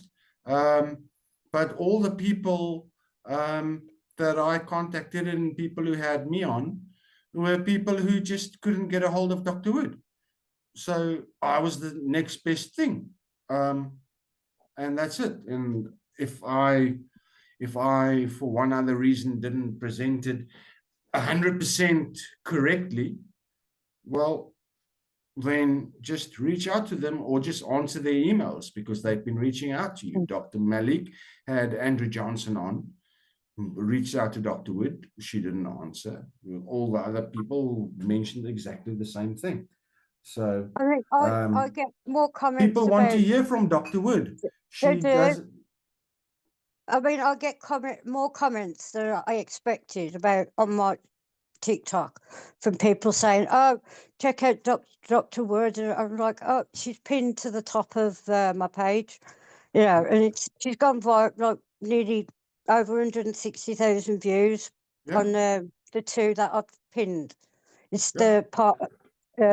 I split up the 20-minute presentation that she did, and it's got my old background on it. But there were two towers.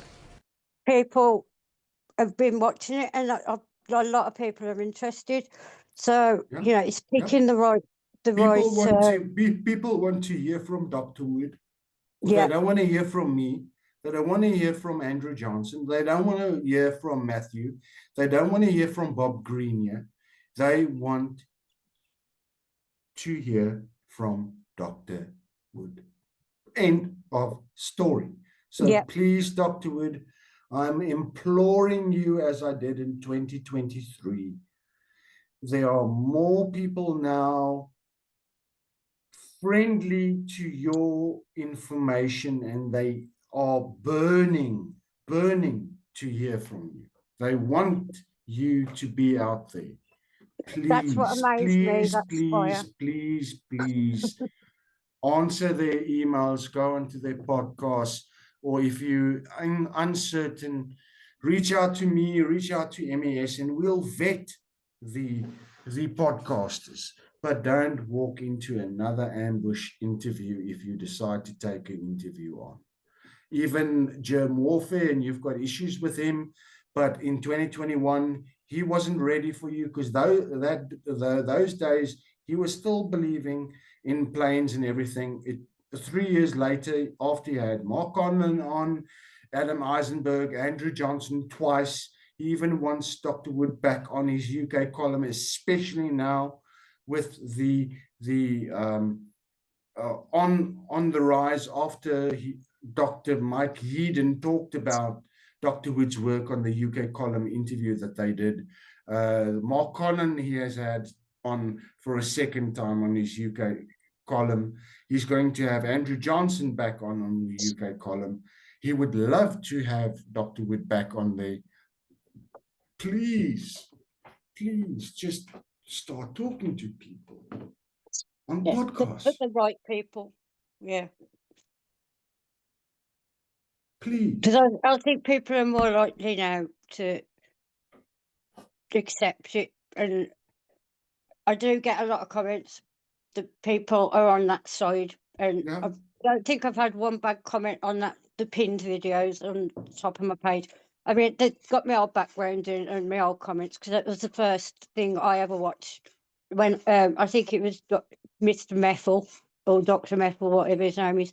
He was the one, when I was posting about 9/11, he's the one that said, go and check out Dr. Judy Wood, and I was like, well, I'm posting from all perspectives here. And I've never heard of that before, so I'm going to go check it out. And I found the 20-minute video because I was a bit like, I can't sit for 2.5 hours. But I watched the 20-minute video, and as soon as I saw that spire, I was like, I'm putting this on TikTok. People need to see this. Yeah. And then I've been obsessed And ever dude, since. like Shelley, even this week, Bob Green had a conversation with George Howard. He's got a very big platform or whatever. They had a 2-hour conversation. Out of that 2-hour conversation, 30 minutes was spent on Dr. Wood and how important her work is. Because they were talking about ball lightning and cold fusion, and that 30 minutes out of what's 30 minutes? 30 minutes out of 2 hours. That's a quarter of the time they were talking about Dr. Judy Wood and what she presented. So the momentum is there. The only thing that can carry it now and break through the barrier is if people hear directly from Dr. Wood. Yeah. And we need that. We need that. Yep. Yeah, but yeah, definitely. But also, how long are you guys doing for time? It's been 3 hours, and I'll probably have to. Well, it's 2 a.m. for me, so I'm gonna go cell phone. I think this is the one. It's 12 a.m. for us. Yeah, definitely. We'll try to do one maybe in New Year sometime, and so on. We'll try to be a bit more structured. I'll try to be. Come on, Matthew. We haven't broken the 5 hour yet. Yeah, and no, that's my record with you. Yeah, I just wanted to see. I think this is the one that she was speaking about. That the cell phone call bill, HR Century of Aviation Reauthorization. I'm trying to find the text about the phone calls and so on. By the way, I've just got to put in a side note here. The 5 hour marathon that MES and I had was basically debunking all the disinformation agents out there. We basically covered them all. So yeah. So it's on my Substack. I've broken it up into small little 1 hour pieces. That's a little bit more digestible. You can find the whole 5 hour marathon on MES's live streams and everything. But we showed exactly how disingenuous all the arseholes are. And even today, I found an old a conversation with Jimbo Fatser about showing just how disingenuous that arsehole is. Oh, I would love to get on a plane, fly to America and go visit all these disinformation agents and knock on their front doors. We've all got to put together to watch you do that, because that would be fun. Oh, we've got to start a GoFundMe. Take Norman to America so they can go kick some ass. Yeah, that'd be worth it. Yeah, and speaking about a Kickstarter, I want to make a quick shout out because Amateur Solar is actually wanting some help to get a Kickstarter to help her go to Mexico. Apparently, she is living in her friend's house, and you're asking for a good heart. So I want to share this because I might help her set up a GoFundMe page. And basically, she also doesn't have an ID. So basically, how to get there, how to get to Mexico without an ID and raise money to go there. Is that possible? Can you cross the border without ID in America? And she doesn't have a bank account, so basically I need to see if I can help her there. That's for another day. But yeah, I want to bring that up. So if you guys are helping, wanting to help out, I'll set this up or I'll just talk to her because again, she's it's pretty interesting setup there. But she's trying to go to Mexico to live with a friend there, and she's an old lady and so on. So we'll see what that.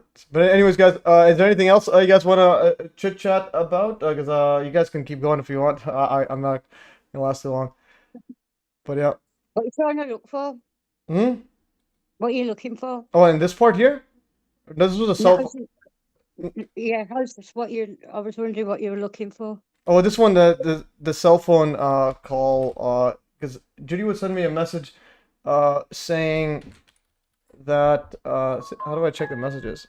I have trouble finding emails. What is she saying? Okay, she says yeah, okay, Judy was saying here just something as long as you don't, okay.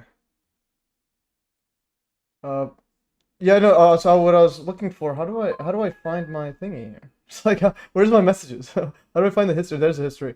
Because I have this smaller there. I think it's over here. So basically, the question is, in 2003 or 2004, Congress passed some bill that would allow the development of technology that would allow cell phone calls from a plane. And I was asking Grok, what's the link to that? And it's saying this part there. This one here, link to the bill. Right here. Yeah, so I put a link to this is the link to the bill, and then I'm trying to find cell phone. Cell phone. So there's no mention of cell phone. Phone, call, air phone. Like, how do you find call? So basically, if you could find what happened in here? Oh, it might be in here. Or download. I'll have to download it and then see what happens. I will go into here, Meta. I'm gonna see if I can just find it quickly, and then I will open it. Yeah, so here's the full bill. Cell phone. So there's no mention of cell phone. Oh, cell technology. There's no mention of cell phone, so this is the wrong bill. So basically what I'm trying to say is find this bill that mentions, apparently in 2003 or 2004, the government was trying to pass the bill to research on how to make phone calls from a plane. Okay. Is there another bill instead?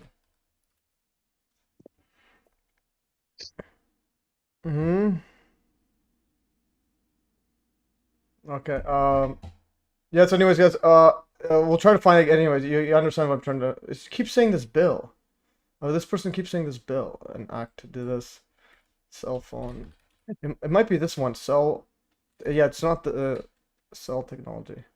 Anyways, guys, I'll have to look that up, but I need to go and eat and do some stuff. And... Pop's point. I need to go sleep. Yeah, definitely. And, yeah, so I'll read quickly. Judy said I have trouble finding email notations. Yeah, so she gets a lot of trash emails with sinful characters wanting to argue with someone. Oh yeah, she gets a lot of emails from a lot of spammers and so on. Well, yeah. If Dr. Wood reaches out to me or whatever, I'll give her the contact details for the people who had me on. And Yeah. they pro Dr. Wood. Okay. Okay, this guy and this guy, I don't know why this guy. I think he got yeah, I said he's trying to tag this other alien guy to say to retweet this thingy, and I said yeah, share my playlist as well while you're at it. Better than listening to that Psychopath Chuck. And then he's like, happy to share as long as you don't talk. Such an evil clown. Evil clown you are. I want to actually have a conversation with that guy. I think it's going to be rather educational for the people who watch. Okay, yeah, so the thing is, it's evil. I like having conversations with people like that because you can show them where they're wrong. No, I agree, but I also like deny it. Even if they deny it, people who watch it can see somebody's cognitive dissonance in play. It is in real time. But I also think he's an evil man. Like I want him. I kind of speak to his soul sometimes. I'm like, I know. But he's like Catholic and he's like got 7 kids and he doesn't nine. He says 9 kids. He has 9 kids. But again, he's the voice actor of 7 kids. No, but if somebody calls you evil, I'm not joking. I'm literally calling him an evil man. Like when people say regular breathwork speed coach, again, the guy's an absolute clown. Okay, anyways, I'll stop interacting with him. But again, the only reason it got him in here is Norman wanted to talk to. I had to mute my mic. The best interaction that I had this year, except for little Blue Bacon, was that Mike Barra, the UFO guru who ended up on ancient aliens and all of this, and he's written a bunch of books, and he's completely and utterly touting the the government conspiracy theory. That was one of the best interactions that I had this year. That guy made such a tit out of himself. It was just not funny. Which one? The blue bacon guy? The Mike Barrett. Oh, Mike Barra. Oh, that the UFO Freemason. Yeah, guy. the Freemason. So he actually had a discussion with Mike Barra, who has a tattoo of a Freemason thingy there. It has a Freemason tattoo. This guy here. Yet he denied, but he said he actually got it from a late night in Vegas or something. Anyways. As you do. Yeah. So he said it was a night in Vegas, and there was limo, champagne, and stripper involved. I'm like, is that the ritual that you guys were going through? But anyways, guys, yeah. So anyways, we're doing a lot of people, but I'm actually, before we go, I'm gonna add this guy to the list. So I'm adding the Chuck Huber guy to my spooks list. So you guys can do whatever you want, but he'll be on the list. I'll add him next time. Yeah, the guys. No, I'm trying to get old Chuck to have a conversation with me next Friday. Definitely have a conversation. But again, like it's like the importance of this. Like he is literally helping genocidal murderers with his behavior, whether it's intentional or not. Like when people say like, oh, there's the Rothschilds doing this, Zionism. I'm like, no, this guy, whatever he is, intentional or not, he's literally part of like the most evil. Like helping the most evil people who've ever lived. So that's why you need to help them see where they erred in their way. No, I agree. That's where your role is. My role is for them to realize like you're literally being called evil in front of a bunch of people. Your role to be an arsehole or what? No, but I'm talking to be serious. I'm being serious. Like if somebody calls me that, I take it upon myself to prove I'm not. If this guy's doing the complete opposite, and now he's accusing me of like letting those scammers post that porn stuff on the channel. I'm like, no, that's not happened. I thought someone in the chat was joining, so I pressed accept, and then they waited the whole time they were in there. They waited once you shared a video. That's when they shared a video, and I don't know how to make them not share a video. So it wasn't like before. Before was an actual hacker. No, but I warned you about that beforehand because we had that the first time that we did a Zoom. No, that was different. That was different. They joined without any acceptance. They just joined. Oh, okay. I don't know how they hacked in or something. This was I needed me to accept. So this was different. But they joined right after he did. So that was the interesting part. So, but again, and now he's making a big deal out of that as if it's not a normal thing. And again, I don't use Zoom. This is not even my Zoom account. We're using Mark Cullen's Zoom account. And also, Mark Cullen was in the stream earlier. 9/11 Planes Research. He gave you on Substack. You guys, definitely watch 9/11 Planes Research. Anyways, guys, I'm ending the stream, guys. We're way over limit. Anybody have any final thoughts? Please keep it to yourself. Okay. Thanks for joining. 9/11. One time, long ago, two huge towers. Yeah. And then they disappeared. End of story. Yeah, definitely. And then keep that photo in mind. I was gonna try to make this before you went on a soliloquy about the survivors on Stairwell B. The lobby on Stairwell. This part right here is again, the lobby columns are 8 feet or 8 stories tall, so 80 feet. This is ground level. These buildings are more than double the height of every building that we've ever seen in our own life, and it's at ground level. It's at ground level. Yeah. It's nothing there. It's absolutely it's absolutely surreal, as this photo says here. Yeah. This is right here. Imagine you're driving. That's the lobby. That nothing's on top of it. Nothing is on top of the lobby. Even the firefighters said that when they. The survivors out of the North Tower, when they got out of that hole and that section where they were trapped, they said it looked like a sci-fi movie because they couldn't imagine the devastation and that 2 huge structures like that just up and disappeared. Yeah, definitely.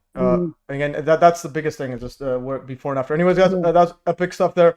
And you guys get to witness me yelling at an absolute psychopath. But I really don't care. This reminds me of Jim Fetzer.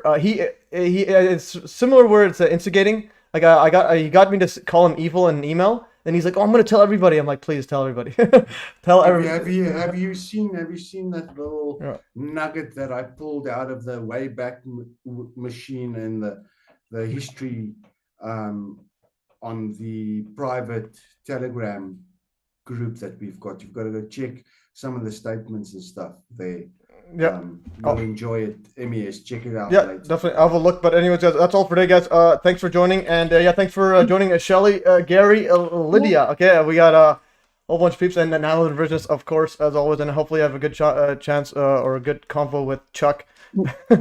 And again, Chuck is ruined Dragon Ball Z for me. But anyways, thanks for joining, guys. And have a great... Bye. No, I just want to interject real quick. Anybody can reach out to me and have a conversation with me. More than willing to educate, debate, whatever. Yeah, definitely. And again, when people do these streams, they should have like extra patience with them, not just like those. Like again, Chuck's the Chuck guy. I'm like, I'm on my Zen. Anyways, guys, okay, I'm gonna end this stream.